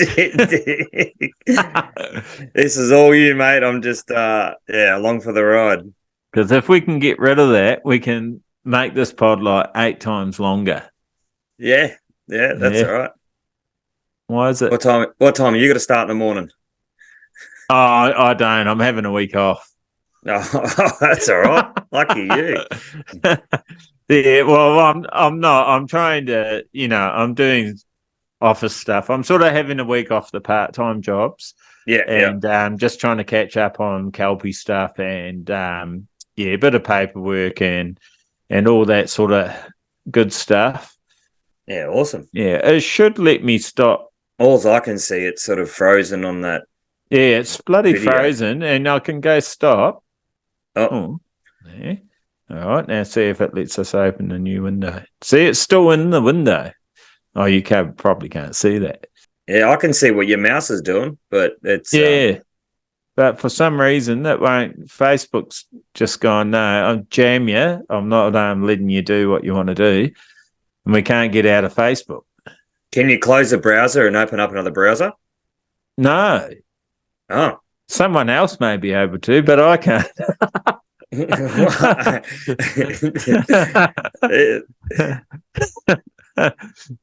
I do apologise, everyone. This is Darcy's first time, and you might have to give it a minute. I'd love to say it is my first time. Oh no! Who can share? Hold on. What if I do this? You might be able to share, so then I can throw some of the blame onto you. And what am I going? Share screen. Yeah, so go share screen. You push that box, and now you should be able to get a browsing window. Yeah, sure. Can you see it? Oh. Yeah, look at that. You started sharing. Now you can go to any website or whatever you want that we want. What am I going on there? I can't remember what I wanted to look at now. You said something around the world. Oh yeah, all right. Let's have a look at AFT. So American Flat Track. Oh yeah. Let's have a look at the standings because this coming weekend is Springfield Mile. Yeah, double header, and it's basically winner takes all, isn't it? Yeah, I think Dallas Daniels and Jared Mees are 1 point apart. So yeah, can you see that? So I can see that, and our audience should be able to see it too. Our audience on YouTube that are subscribing and flogging the like button for us, which we appreciate. The subscribe button has gone up a bit, or our subscribe number. So thanks, guys, for it. If you're one of the ones that has subscribed, and keep doing it. Share it with friends that are interested in motorcycle racing and motorcycle sport and flat track racing. So yeah, we're looking at progressive AFT in America. So we're going for a little trip around the world. In the Twins, which is their premier class, she's pretty tight up the top. Jared Mees with 342 points, and Dallas Daniels right behind him with 341. So Jared's had 8 wins for the season, and Dallas has had 5. Then JD Beach is back in 271. Brian Bellman is on 253. Davis Fisher, who's been riding awesome too, actually, is on 225 points. Brandon Robinson, Jared Vanderkooy, Bronson Bauman, Kobe Carlisle, and Ben Lowe, or Lau, they pronounce it. I like saying Lowe for some reason. They're your top 10. Johnny Lewis on the Royal Enfield is just out of top 10 on 11, which I'm really impressed. That's awesome. I love seeing that. I love that Johnny's got that ride and how he's developing the bike as well. He's a really cool dude. He's got his own moto academy that he does training and all that with a lot of young riders and older riders too. But to see him do as well he is on the Royal Enfield, considering he's the only one on it, is that's wicked to see. That's awesome. You're mistaken. He's got a teammate now. Oh, does he? Yeah, Ryan Wells. Let's. I'm trying to go down on your screen. Can you go down? Right. Okay, I didn't know that he was on an infield. Yeah, that's awesome to see. Where's Ryan Wells here? He's 18th. 18th, is he? Yep. So he's also on an infield. So that's one of the things that excites me is Royal Enfield really are into developing their motorcycles, and I'm pretty sure that Johnny's sort of leading that, and he's got some guys in America that make the parts and that for them. But they've definitely got Royal Enfield's backing. So 37 riders in total have scored over the season so far by the looks of it. Yeah, I think some of the riders have sort of stepped up after Production Twins after they stopped that class, and it's a bit sad that they did sort of stop that class. I think that might have been half the reason why Corey Texter pulled the pin. But he might have been focusing on his promotions on his events and whatnot. But it was good to see 3 classes there, just more racing to watch. And it sort of gives someone an opportunity to try out the twins if they come off a single, to sort of adapt to it before they start battling with people, the likes of like Henry Wiles, Bronson Bauman, and JD Beach, and especially Jared Mees as well. So, if Jared Mees wins, I think if he wins this championship, he'll either equal or he will be the most winningest rider. He'll have won the most championships out of anybody. Don't quote me on that, but I just sort of vaguely heard on Corey's podcast not long ago. Yeah. No, he's kicking goals for sure. And you got to remember in that list of riders there too that there's quite a few guys similar to us that work full-time jobs and that aren't full-time racers as such, still consider themselves as a pro racer, but don't quite have deals like Dallas and Jared and some of those top runners. So, which I imagine would make it quite a bit tougher. Without a doubt, for sure. Were you able to find the singles there? Yeah, just it. I've probably done a silly thing here, and I've let Tom take the controls, and now he's got control of things. The only thing I don't want to do is I don't want to accidentally click on a screen that I'm doing for work, because that might be information that I can't let out. You don't we're going off subject here, but did you get permission yet, or? I did ask my manager, and he asked his manager, and the response I got back was colourful and negative. So I said, no worries in the world. I said, I thought I'd just ask, and they were kind of like, we can't exactly allow that. And I was like, yeah, that's fine. So it was just an idea. Yeah, it's only an idea. Yeah. It's only to help promote them, but that's fine if they've got secrets that we can't see. That's all understandable. I don't know. They're a bit fussy with people coming in and all that stuff. But you can only imagine what they're like. But I shut them down pretty much. I made them feel bad about it. So maybe I might flick the idea to them a few times and just try and get a few things out. But no, we'll see what happens. Yeah, we'll just tell them they're never ever getting mentioned in the pod. That's it. It's done. They're dead. Right. They're dead to Darcy. That's it. All right, so let's go to the top of the list here with Cody Kopp on 308 points. followed by Trevor Bruner on 273, who's been racing awesome, actually. And I feel like he's been ripped off a couple times, but, they're all racing the same track, as we say. And he didn't get job done in a couple instances. Now, I know you listen to all the American pods too, and Tom Drain has definitely made his mark in his first full season over there, and he's sitting in third. I think at the start he was in 7th or 8th, so he's climbed his way up there across a lot of different tracks that I wasn't sure Harry would go at Peoria either, because I didn't know if he had much of a motocross background or jumping background, but he did an awesome job. I thought he was going to win. Thought he was going to win it, but he's had 3 wins in the season so far, and don't rule him out at the mile either. So no, definitely not. Well, last year when he raced the mile, unfortunately both days were cut short due to the weather. But I think he got fast qualifier in both days and maybe won the dash for cash in one of those days. Yeah, he did. So he did.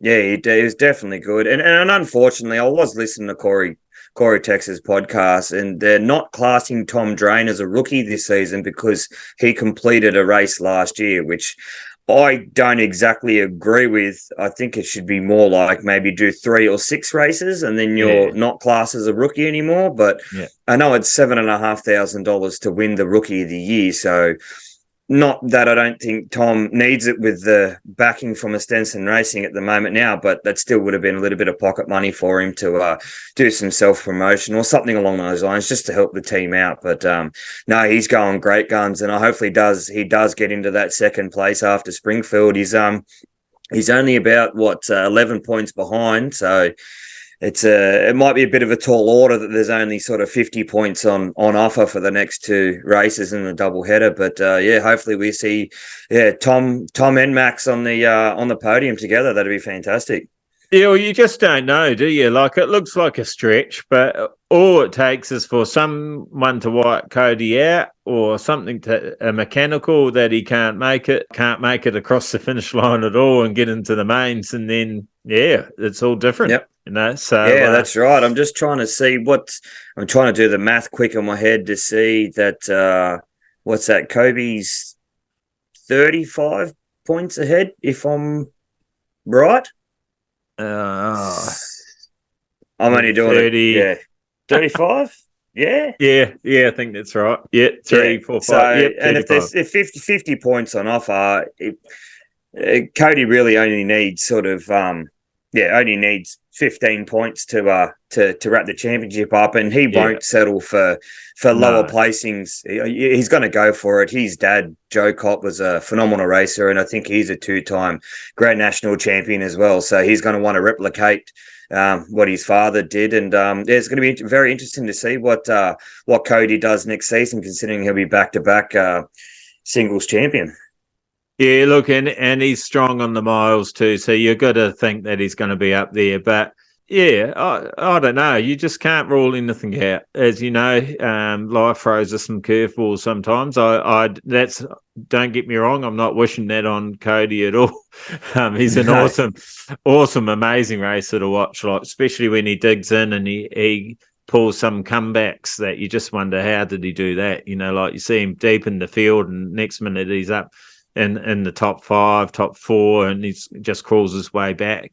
Pretty amazing, these young guys, and that's the other thing. They're all so young. It's just Tom. Is he 17 now? So I think he just turned 17. So I think Chase is pretty much the same age. Max is a little bit older. Dalton's a bit older. Trent, I can't remember how old Trent is. You got Morgan Mitchell, Chad Coase, and James Ott. That's your top 10. Cody, Trevor, Tom, Chase, Max, Dalton, Trent, Morgan, Chad, and James. That's your top 10. And behind them is a lot of, I imagine they're all still very fast racers. Like Zabala's been up there a bit. Shane the Texter. Ross Evers, Shane, a texter, texter Bauman. Oh, there's so many. Tanner Dean, Dan Bromley. I mean, Dan Bromley has been a champion. Dan Bromley's he did it. He's in the Twins as well. Yeah, so many. So many bloody talented riders. I'd love to see them going up against some of our Aussie riders and the comparison. It'd be interesting. But there's so many different factors there, like which track is that the Aussies travel to America, or is it the Americans travel to Aussie, or Well, a few years ago, when at Gunnedah, where Mick Kirkness won, I think he won 3 Australian titles in that weekend. He had there was a American rider that come over, and I'm just trying to remember his name off the top of my head. I know he was an AMA Supermoto champion. His name is Gage McAllister. Oh, he rode Gunnedah, and I don't think he's ever ridden oil in his life, but being a crafty rider himself, I think he won every heat, and I think he got 4th in the MX Open and 4th in the Pro 450s. For his first Australian title. So that was very impressive to see. When Troy Bayliss had the ballistic scramble over here, and he invited the likes of Brad Baker, Henry Wiles, Sammy Halbert, and things like that, they did travel to. I know Henry Wiles travelled to Gunnedah. I'm not sure if many other riders did there. They might have gone to Taree to do a bit of testing. I know actually they did go to Taree to do a bit of testing. So they all got the feel of oil as well. And watching them race the Troy Bayliss Classic, they didn't have it their own way, or all their own way, against the Aussies too. So it was interesting to see the caliber rider come over from America and bang bars in our tracks with our Top Gun riders. Yeah, be interesting if they're on something more similar to like Lima or something, like a cushion track. If they would adjust to that better than an oil track. Yeah, I think it'd be awesome to see, and we can see with our riders that are going over, they're making great headway, and I know they all say it's so different, but I think when you've got the fundamental riding skills, if you're a good adaptive rider, you'll just make it work. Like Tom is, Max is. I believe we're going to see some other riders go over there next year, which will be, and we're talking about the pro ranks here. We're sort of neglected a little bit. The AM Nationals, we've got so many Aussie riders that have gone over there and done so well, like Daniel Wicks and all our juniors, Jed Pipe and Hugo Holmes. And they're all been doing awesome. And sorry if there are some other youngsters I've missed. I know Katrina Robinson went over there and did really well. And I think she was fairly new to 19s as well. So, we've got some great riders representing, and I really look forward to the future and seeing that mix up a bit more. Should we ever look at the Hurligans and the Boltaco and the Royal Enfield? Yeah, definitely. Yeah, no, I'd go through them. I'm not exactly familiar with any of these riders. I'm just having a quick look down the list there. If there's anyone that pops out to me quickly. Oh yeah, Sean Bear. He just did a podcast on Corey Tex's Tank Slapping. Yeah, that was a good one actually. I'm yet to hear that one. I've haven't spent a lot of the time in the truck, so I've missed a couple of those. But I'm not 100%. Well, obviously you can see here of how many tracks how many rounds they do. I think what do they do here? Six rounds. I'm not sure if they're doing Sonoria, Ventura, Lima, Orange County, and Bridgeport. Yeah, Bridgeport, New York. Yeah, that's Weed Sport Park. Yeah, that's a pretty wicked track. So I'm not sure why these riders up the top have got no points there. I'm not sure what's going on there. I think there was only a selected. I think they've only done a few. Well, Sean Bear's done the last 3 and won them all. Yeah. Cole King was won the first one. But they don't seem to have updated Done the or rest of something. them. It's a bit weird. I'm not sure what's going on there either. Tyler Clark, yeah, he's won the third one. So Sean Bear's on the Ducati, isn't? No, sorry, BMW. Oh, right, okay, yeah, right. Yeah, which Yeah, I need to do a bit more research into. Apparently, the cylinders fire in the same sequence. yeah, they're called a twingle. Yeah, twingle, and it sounds like one. Yeah, that's 100% right. Yeah, that's 100% right. But it's good they've got that series there. I remember going to a short track. It was sort of in a stadium, and I was only watching that event. And at the end of the event, they pretty much said to anyone in the crowd, if you want to jump on your bike, which they had either Harleys or Indians or whatever they had, and you want to come and do a few laps around the track, we'll pull the starting tapes down and we'll let you go. And pretty much all of them come out with a gut full of piss and a gut full of courage, and barely any of them were wearing helmets on. And I saw indicators go flying. I saw mirrors going flying. I saw a guy ride his $50,000 Harley Davidson into the fence and watch it catch a light, and all he could do is throw his arms in the air. And mate, that was that's definitely real one of the hooligan wildest racing things I've ever seen. That was and I've been to Sturgis, and that was insane. That was wild to watch. But yeah, they definitely did some crazy shit over there, that's for sure. Oh, gotta love it. Yeah, I love it. So the Bull Taco Astro Invitational. Oh, they only did one round.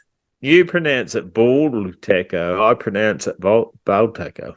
Oh, Bull Taco? Bull, yeah. Bull Taco. Yeah, funny. I don't know. That's Kiwi, I've always ever heard it called Bull Taco. So do we have some points there or not? Yeah, they've only done one round at Daytona Short Track. Ronnie Jones got a win. Yeah. And then obviously as you go down the list, it's Rob McClendon. Rob McClendon's actually the crew chief of Dalton Gautier on the 79 KTM. Yeah, correct. Dalton won the singles championship in 2019. And pretty much just handed the factory riders their ass. And Dalton's a good kid, and Rob's a pretty funny fella. So he used to co-host Tank Slapping a fair bit. I think he's got a bit busy, and Eric stepped in and filled his shoes. But it was when Dalton came back and rode from him. He pretty much all the time he had got taken up with that. So I think he took a step back. But Corey does a fantastic job. And who's I can't remember who's the co-host. Eric, I can't remember his surname either. It's actually, if you look in the hooligans class, his name will be there. Oh, right, okay. He's a hooligans rider, but he's injured at the moment. So sorry, Eric, if you do actually tune in to us at any stage. Yeah, might have to tag him in it just so he can give us pig's ass for for not knowing who he is. Eric Hartley? That should be it. I imagine. That rings a bell. Where are you reading it? I can't see my eyes. Number 42. Oh, in 42nd place. No, it's a 52 as well. Oh, yeah. Here you go. Pronounce that. Yeah, that's probably him. Eric. I don't know which one you are, Eric, but Eric, you're a Jeff. Jeffick. You're a Jeffersick. I'll probably butcher that. Where's this? You're a Jeffick. That's what did you call me? Yeah, exactly. Yeah, he's going to come over. He's going to fly all this way just to punch me in the nose. He lives in Victoria. Go get him. No, we'll go to what's his Royal Enfield build train race. Actually, I think this might be the ladies' class. It is. Yeah, it is. Yeah. Did you watch any of the races? I haven't been. I hadn't had a chance to jump on Fans Choice. I have to give you my password. Have you got? Have you paid? Well, actually, I shouldn't be saying that, should I? That's like cheating. No, buy a subscription. I'll give you my Netflix password if you give me your Fans Choice password. What password are you giving me? Netflix. No, I don't want Netflix. Full of shit. Right, no motorcycle racing on there. I've got Barclays, but Morgan Munro seems to be pretty consistent in that class. She's had 3 wins out of 5 and then 2 seconds, so she's dominating that pretty well.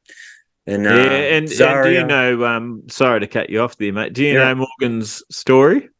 No, I don't know. Yeah, so many pods ago, I'm pretty sure it was on Tanks. It could have even been on Off the Groove, actually.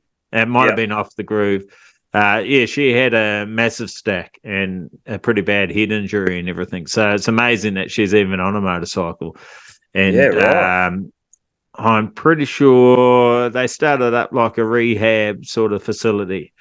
Her and her partner, I think it was. So it's pretty. If you can find that pod, I'm pretty sure it was on Off the Groove. Is it Scotty Dubler and Chris Carter? Yeah, correct. Yeah, when they were firing on all cylinders, and it's a good one. It was worth a listen. I didn't know who she was, and now she's come back racing, and look at that, she's on the top step. It's pretty amazing. Really, I love stories like that. And episode 201. I'll let you 201. Yep. Oh, is that why you went quiet? You were finding it. Just having a quick look there. So no, that's good. Yeah, with you're pretty handy on this internet stuff. You didn't tell me that. You kept that pretty quiet. Just let me freeze screens up and jam and really, cock it all up. And why he's just sitting there with 23 screens open, just flicking between them like it's nothing. There's only four. There's only four. Only four, yeah. And engine mapping on 3 of them. But on that one. Tell us what they are. on that one there. Zaria Martins is in second place in that championship, and Kenzie Lucas in third on 98 points. So, those 3 girls have pretty much rounded out the podium in all 5 races, bar one. But it's good to see that there's a healthy championship and included championship in the series for the girls as well. It's definitely fantastic. I'm not surprised Shayna Texter isn't in there, because I guarantee she'd be up on the top step. But it's fantastic that Royal Enfield is. It's actually funny you say that. It's funny you say that. I wonder if Shayna would actually go better on an Enfield than on an Indian, because they're sort of they're that old school cycle center of gravity. They seem a bit lower, and I wonder if that would suit her size. Isn't that a little bit better? Maybe I'm talking total porkies, but I think that could be interesting. Yeah, I'm not sure. I know her father owned a Harley shop, or herself and Corey grew up in a Harley shop, and it's interesting to see, because I'm not sure if she spent much time on a Harley, but I don't know what kind of issues or problems she found on an Indian, but. I don't know. Being such a small framed person, maybe a Royal Enfield might suit her a bit better. But I think she's the most winningest rider on a single ever. Yeah. So she's definitely no slash to blink at. She's a phenomenal rider, and she's a great person as well. And it's a shame those keyboard warriors get on and bag riders like that, because if you listen to the pod that's about to be released. With Teo, the effort the riders go through and that to be the best rider they can, and some of them don't even make it. It's huge. So if you're not out doing the same thing, you really should just shut your mouth. Keep your opinions to yourself. I was actually also talking to someone about that, just in the sport in general.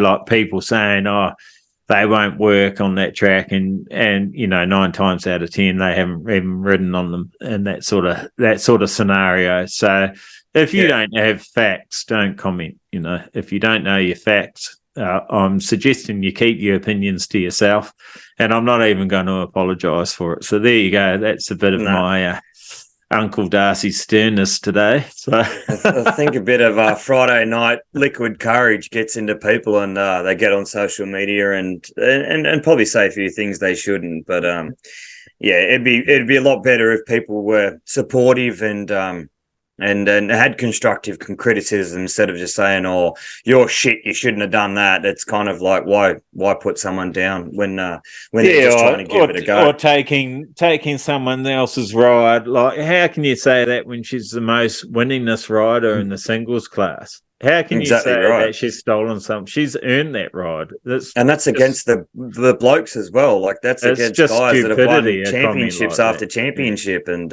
yeah, you're 100% right, mate. I applaud her for what she's done.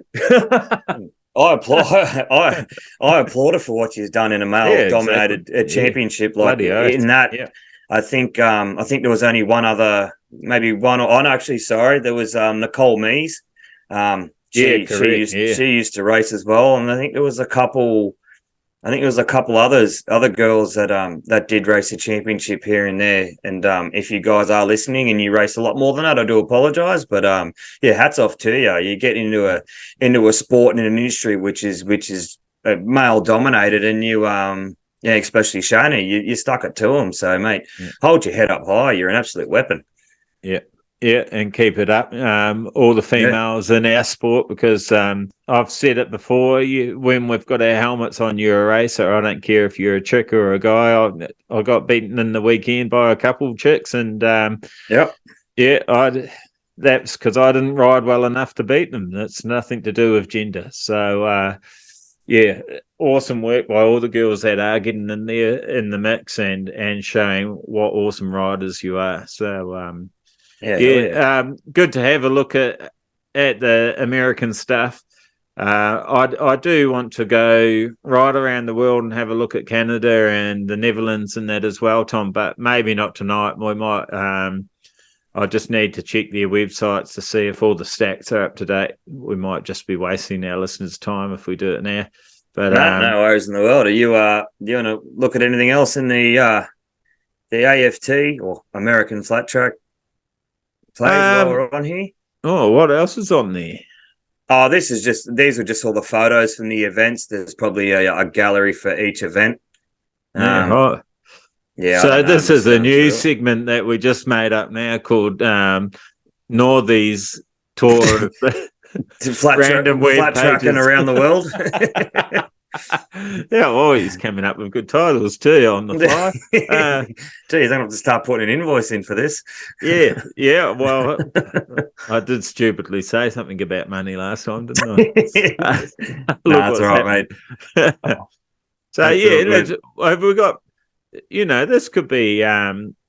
We could have a look at some of this for future Australian stuff. Like, if the riders, is that sort of like what Dave did? He took photos at the start of the event of all the riders. So is that what we've sort of got profiles? Oh, this would be a portfolio of all the riders. So like biography. Right. So if you wanted to know stuff about, say, for instance, like I would just go JD Beach. He's a pretty cool dude. So click on that and see what I dare say it's his photo. Oh yeah, look at that. Your birthday, hometown, height, weight, 130 kilos. No, 130 pounds. So wonder if it's got it's got a rider bio underneath it. So it tells you if you guys want to pause it and have a read of that, that's JD's his bio, then his stats, all his career stats. So I guarantee there's a lot of flat track and superbike stuff on there as well, I dare say. And then and then related videos. So so check that out, guys, if you're really interested. It's AmericanFlatTrack.com. It'd be awesome to see something like this for our Aussie riders, because I was actually speaking to Steve Davies today, and we're sort of touching on this, why do we not have the spectator base? Why do we not have the fan base? Oh, Tom, there you look 12. Look, it looks so young. How good 12 is that? One, Tom. Yeah, that's right. Look at him, and look who he's in front of. Like, that photo there is probably one of the first years. I think it was actually, the first year he did it, being a 3-digit number. Yeah. But look who he's in front of. He's in front of Dalton Gautier, Trevor Bruner. You got Cody Kopp. Yeah, like.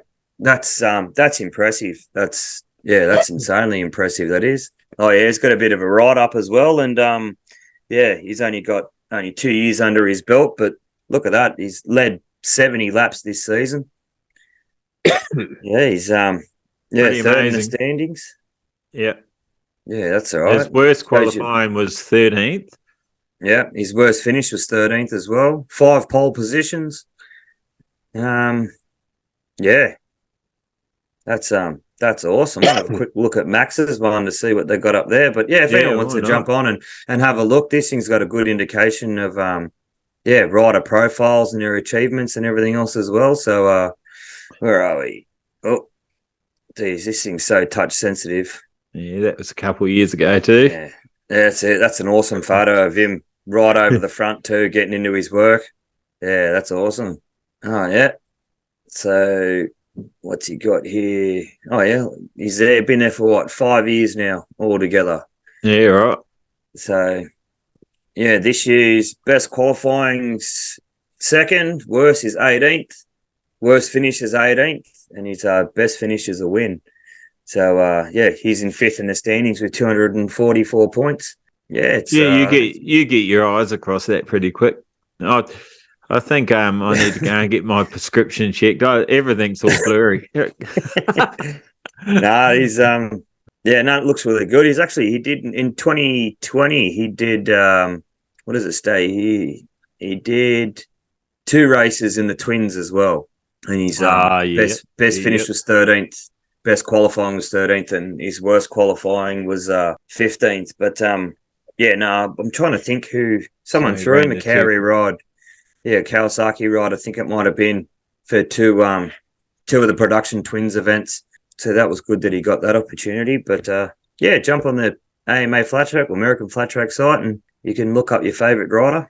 Yeah, and let us know. Do you think this sort of a website with our Australian riders on it like this, with their profiles and that, would that interest you as a spectator if you're not a competitor, or even if you are a competitor? What do you think that would be something we could use as a marketing tool for people to follow our sport? Because we're missing something, and it's not something big. It's just a little thing to get people back into our sport. Like Steve was telling me a story today about how, it used to be constantly 10, 20,000 spectators come. Obviously, it was a different generation when we didn't have computers and mobile phones and all that sort of stuff. But I'm sure we can still do it. As a listener of the pod, you would have heard me quite oftenly say, well, with footy, not everyone loves footy, but they have huge followings. So what is it that we can do, and just start implicating and to get more audience for our fantastic races to compete in front of? And obviously, money generated and that from events is obviously going to help the sport grow a lot too. There is some interesting insights to that. As you know, I do the KELPI Cup, and we've got our next one, as you can see behind me, is on the 10th of September at the Harley Club. Looking forward to that. I think we're probably going to end up with a full grid, if not heat. It would be awesome if it was heat, but I'm pretty sure it's going to be pretty close to a full grid. Had a few people asking me about it in the weekend, and they're going to enter. So I'm pretty sure Kyle's coming from South Australia too to defend his lead at the moment, so that should be good. So I'm really working hard to get one more round, and that will be the last round of it, just so that Kyle will have to work for it if some people want to come and contest that. So I was speaking to the SSROV today, and hopefully they will host the last round. So it'll be at Broadford on the short track. So that's the plan. Nothing's confirmed 100% yet, but that's what we're aiming for. And if not, I'll work something else out, because I think we need one more round. But getting people to follow it, I think having series like that is a big part of it, a series for people to follow. And then obviously getting to know the riders is a big thing, and that's why we're doing the rider profiles on here. And and we've got a great guest coming on tomorrow night that is doing something that few riders do in Australia, and that's racing a twin. So I can't wait to chat to him about that, because I'm pretty interested in that. I would like to get a twin myself and have been looking at it. But yeah, and that's why you see me selling some of my bikes and stuff to put money towards that sort of venture. Yeah, and I've started rambling so much, Tom, I've actually forgot which direction I was going. Where was I going? No, you're all right, mate. You were web browsing. Look, it's what have you brought up now? I was just saying if there was anything that Motorcycle in Australia has put up with bios and rider profiles and things like that, but I don't think they have. No. I'll go into it. So I vaguely remember sort of seeing something along those lines, but I don't know if I just remembered where I was going. So the permitting system through Motorcycle in Australia for a club, if they want to charge a gate fee, it has to be an open meeting. Now, the open meeting permit is quite a bit more expensive than a club permit. So is this something that we as a community need to look at and put in as a rule change, or ask them, is there another way around this? Is it an insurance thing? Maybe we need to get Peter Doyle on here and ask him some questions like this. Is that actually hindering our sport and growth of our clubs because they have to pay X amount of dollars to charge a gate fee? And I mean, yeah, it makes it pretty difficult, because is it only big events that that are really capable of doing that, or is it small club days too? Would they get more? Because my opinion is, if you don't have a gate fee, then you're not putting worth on your product. So I think it's a bit of a double-edged sword. So people, I know it sounds silly, but people sort of tend to think free things are sort of worthless.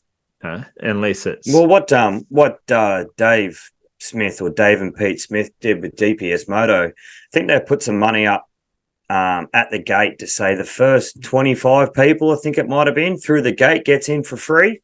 Yeah. So they definitely did awesome work chucking some dollars up there to help people get through the gate.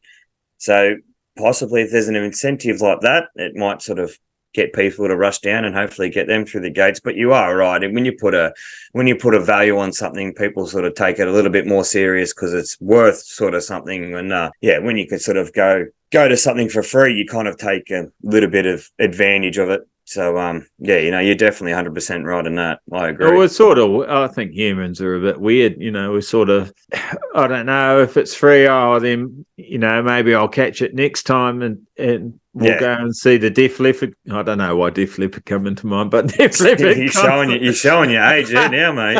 Jeez. At least you didn't say Justin Bieber. Ain't nothing wrong with the Beebster. Yes, Darcy. Yeah, right. See, you can see Tom and I are like old. Oh, I was going to say old glove and mitten, but that makes no sense whatsoever. But yeah, we're bonding. We're bonding. We're getting there.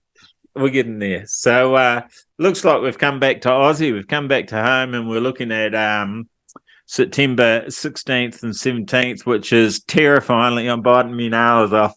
Very close. I do have a truck transport to get up there, and I have booked some accommodation up there. We do have a rider coming, which is fantastic. One injured. I'm not sure if he's going to come or not yet. I'll have to give him a bell and see how he's going with his rehab. But really looking forward to that. The races I spoke to in the weekend that take part of the AFTN, which is Smith's. It's actually only one of them races in there, but it's Dave, isn't it? Yeah, Pete. Yeah, Dave races in there. They're going to be up there, but both brothers will be there. Daniel Wicks was doing a bit of experimenting with his 19s. First race he went out on them. I think he was a fourth or a fifth. Don't quote me on that. He was definitely near up the front, and then he switched a tire. I'm not going to tell you what it is because that could be a secret sauce, and I don't want to ruin it for him. But he switched it, and then he got a third. So when I went up and spoke to him, he said, "You definitely be running that one at Brisbane." So, okay. Yeah, it was interesting to see. Feel free to message him and ask him if you want to know what it was, but I'm not letting it. I'm not letting it out and getting in trouble. So we want to have Wixie on here and don't want him boycotting the pod. So yeah. But yeah, it was really good to see him out there on 19s, and Kelsey had her 19s there, but she didn't go out on them. And Brendan didn't bring his, so they were just sort of wanting to be on their 21-18 setups and do a bit of prep for the Aussies. So that's that was definitely fair enough. But yeah, it was really good seeing Wixie out there, and I think like quite a few of the guys there. So Harrison Small, Brendan, Kelsey, Jake Holmes, Daniel Leonetti. They've all got 19-inch setups now, and they've all ridden them on certain surfaces, so they all know that they're capable. But for the other guys that haven't seen much 19 action, I think it was a bit of an eye-opener seeing Wixie out there and, still being up the pointy end, So I think it was really good. So have you got something to tell us about this, what we're looking at, or...? I don't know. This is just the AFTN page. I thought I'd just bring it up so people can see the dates if they're watching and see what's on when. But I'm still trying to work my magic with the boss to see if I can take the Friday and Monday off to try and get up to Brisbane with yous. But I didn't want to mention anything just in case that all falls apart and I don't get up there. But I'm definitely going to be at the one at Taree. So me and you can, get into our work there and hopefully bring you guys some pretty good footage and content from the event, or better yet, come up and watch it, come up and be a part of it. You definitely won't regret it. Old Bar Raceway is an awesome circuit. I've only ridden on there once and that was on 19s and I had an absolute freaking ball. So if you've got the weekend free, there's definitely a lot of places around there to camp or accommodation and whatnot. And it'll be absolutely fantastic. You watch the best in Australia go at it, just like the Bayless Classic, but hopefully a lot better. Yeah, and that's it, guys. Get up there and support these events. $10 to get in is nothing for the action that you get, the value for money. It's fantastic. We'll be chopping around there too, so you might even get a chat and a g'day from us and whatnot. And it's funny, the content creation side, she's a double-edged sword. Like, nothing will be coming out too quick because we want you to hang for it. You either get up there and see it firsthand or you have to wait. That's it. And, it might even become a point of that you'll have to pay to see it. We'll just see which direction we choose to go. But, and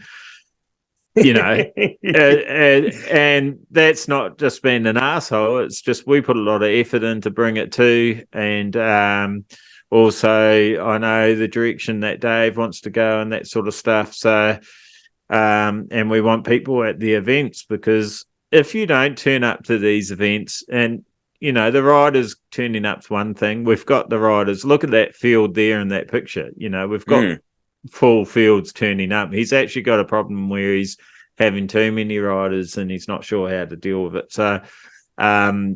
Well, if he's got too many riders, he might have to do a qualifying meeting to decide sort of who gets into what group or who does get picked for it. I'm not sure how it's all going to work, but obviously rider count fluctuates, with location and that. I'm not sure about Brisbane, but Appin was definitely popular. Taree, I imagine, will be pretty popular. Brisbane's that little bit further away. I'm hoping that he's got the rider numbers there too. Yeah, I reckon you would do. Yeah, because there's a lot from up that way, isn't there? So if you can spectate, go there and support it. You won't. It's an awesome day out watching the racing. It's pretty amazing. I showed some guys that aren't into it just my phone footage from when they were going down the pit straight at Appin, and they were going, holy, how fast are they going? It's just and you could actually feel the fence I could feel the fence under my arms, waving every time a bike went past. And how many meters away from the fence were they, Tom? A couple meters away. So yeah. Well, there was a bit of a gap. Yeah. If you've ever been to sprint cars and experienced the sound and the force of the sprint cars when they're all going around at 100 plus k's, it's pretty amazing. This is similar. It's a sight to be seen firsthand. Video footage, TV, it just doesn't do it justice. It's handy if you can't get there, like if you're a long way away. But yeah, you'll be made to wait a bit to see our footage. So yeah, it's like Corey Texter explains it the same way, that with things like fans' choice and whatnot, people do would rather sort of sit in their own home and with a carton of beer and be able to watch it like that. But when you actually go down to the events and you see everything unfold firsthand, it's definitely more of a spectacular than it is seeing it on TV or seeing it off someone's phone. When you're right against the fence and you've got a bike coming past you at 100 k's an hour completely sideways, both wheels sliding, it's just you're thinking, oh, he's gone, he's going to crash, and then somehow he picks it up with the same momentum and then fires down the back straight. It's definitely a spectacle, which all you guys have seen many times before. So yeah, like Darcy said, if you can get out of the track and support these guys, even just as a spectator and whatnot, it helps the sport grow. It's what we need. And you miss all the smells, the smells of the fuel and yeah. Well, for me, it used to be hot dogs. Like I used to love the hot dog smell and stuff at the racing at Speedway and that when I was a kid. Parramatta Raceway, yep. Yeah, so you're missing the whole atmosphere. It's not just the bikes; it's the whole event. You don't get those smells at a footy game. You don't get them, at a lot of other events. So no, that's right. Yeah, it is a unique style of event and definitely worth your money, I think. So get up there and one of my highlights of this weekend just gone by was there was a guy there who works with Remy Fife. Remy, if you're listening, you'll remember his name because you worked with him. I forgot it straight after he told me it. But he had his son with him and he was on the most awesome little trike pusher I'd seen for a while, and his son was just in awe. Apparently he really loves motorbikes, and he scoots them around on a little motorbike in their backyard every night after work, he reckons. But yeah, watching the big bikes and the little kids go around, it's just his eyes were fixated on it. It was fantastic. Oh, there's me. See, it looks like I'm breaking my leg there. Yeah. I was just going to say, is that you? I was just seeing if I can find a. That's me and Brad Russell. I just seen if I could find a photo of like an aerial photo of the track, so people that haven't been to Diamond Park. Do you know? Sort of get half of an idea. Your best bet would be going into Maps, Google Maps. Oh right, okay, yep. Yeah, and put in the Causeway, Diamond Park, or whatever, or Ruatonga Motorcycle Club. Yeah, Diamond Park is what I've always known it as. So we'll see. That's what I don't know what happened, mate. That's what I was calling it, and then all of a sudden, people going, "Oh, you're going to the Causeway?" I'm going, "Where the hell's that?" But yeah, apparently it was always called the Causeway. Causeway. Yeah, funny, isn't it? It's probably because we're not locals. Yeah, that's exactly right. It's probably another name for the locals again. So if you on photos. No. If you go over here on the maps now, what's going on here? Yeah, if you don't do that, I won't do that. Click Come on back that. on here. No, just click on the map and the little. You should be able to do satellite. Oh right, okay. Hold on. We might be in the way for that. Well, that was a good 15 minutes well spent. Yeah, but say, geez, warm. Do you know how you got it up? That's a personal question. But no, I hit layers. Layers. Hit layers. Oh, no, I've done it again. And then terrain, traffic, public. Yeah. So there you go. But that's so the you track. you can see the long track there too, which I don't think they actually use very often. No, not by the looks of it there. I don't know how recent this photo is, but it's definitely a different style It's you could kind of call it a kidney shape, but I don't know. It's an awesome track to race on, that's for sure. Yeah, so they've got new start gates there, which you can see on the right hand of the screen, down from the green Lincoln Causeway. Yep, where Tom's put a scroller. So start from the start gates, Tom, and head out to turn 1 there. Off he goes. Hold on, I've got to hit the fence. Yeah, so you hit the fence. That's about right. You go along the fence. Probably don't go quite far that infield. No, I'm completely. But race line. Yeah, so race line is actually where the tip of your pointer is, and you bounce off that wall there. Yeah. And then come as close as you can into the right-hander wall, and the tight line for the. See, I would call that pit corner, but pits aren't actually down there really. Yeah, the pits are over this area sort of here. Yeah. So canteen corner, we'll call that, because that building there's the canteen. Yeah, pretty tight, then down the straight again, and you can absolutely fang it. That's a finish there. Yeah. So is it? Is it there? Or is it there? No, it's where you just were. See that little? Yeah, just there. No, further back. Oh, here. Yeah, see that little grey box next? Yep, I got you. Yeah, that's the scoring tower. All right, so there's going to be a couple of last corner dashes, because it's not much of a run to try and get anyone at the end of the straight. No, that's right. Yeah, so it's and that corner was trickier than I thought it was going to be. But looking at it from this angle, you can sort of see why. So it really tightens up and squares off, I suppose you could say, down the straight. But the turn 1 and 2 at the end of the straight is so you got turn 1 there, like Tom showed us before. You sort of hit the wall and go straight, and then start cutting across turn 2. Some people really square it up, but we couldn't really do that last weekend, because on the inside where that darker green grass is, when you come around out of turn 2 going towards the right hand, see that dark green grass? Yep, that there. It was really wet there because it's quite shaded. Oh, so, yep. So you could use that line, but it was actually better to go where all the dirt had been pushed up against the wall and sort of bounce off the wall. That especially in the finals, that became the fast line, and that's where some of those impressive photos came from. But yeah, she's an awesome track. Quite a different shape again, and that's the motocross where definitely. You've gone across with the pointer there. Oh yeah, sorry, I just moved it out of the way. No, that's all good. But yeah, just in case anyone wanted to know. And when you come back down the canteen corner there, see on the left of the screen there's a sort of green squiggly track. Oh yeah, there, yeah. Yeah, that's the radio car stuff. It says Wodonga Radio Control Car Club. Yeah, one's a bitumen one, and they've got a dirt one as well. Oh, they do too, yeah. There, how good's that? Yeah, pretty cool. Yeah, right. Motocross track looks all right as well, but yeah, prefer the dirt track. Yeah, or they've just all redid that motocross track because they had the nationals there.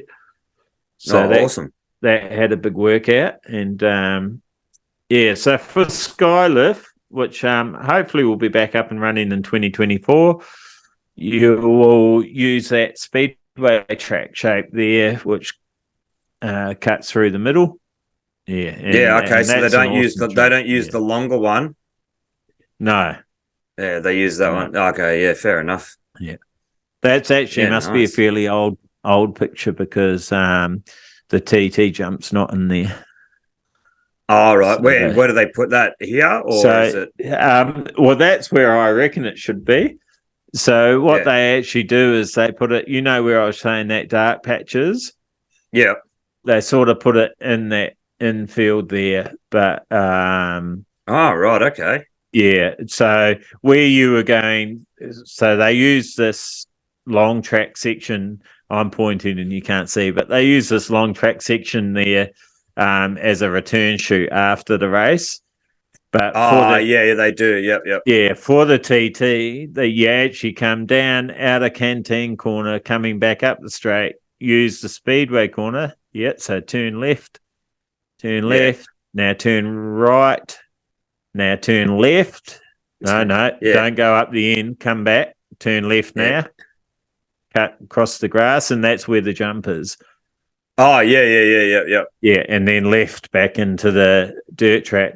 Whereas I think instead of turning left into that grass, they should have had the jump pretty much where you would turn left and then come out up the top here and then around.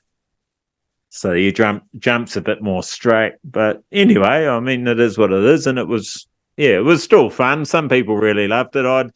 It's sort of like a sharp roller. Like it wasn't as much of a roller as Appen, but it's not like a tabletop that you can get sort of air and land on a landing ramp.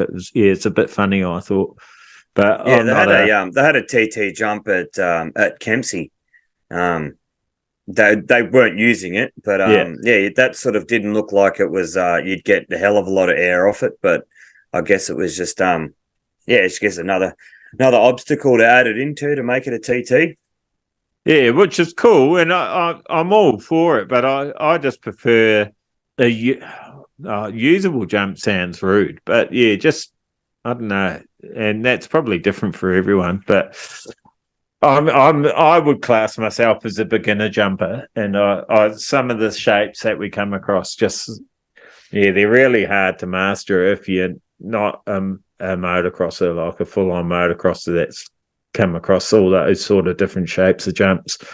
But simple sort of intermediate tabletop, awesome, or a ski jump is fine too. But anyway, thanks for showing us that, Tom. I'm glad we got there. No worries in the world. I'm just starting to get barked at a little bit. That's all. Yeah, time to go.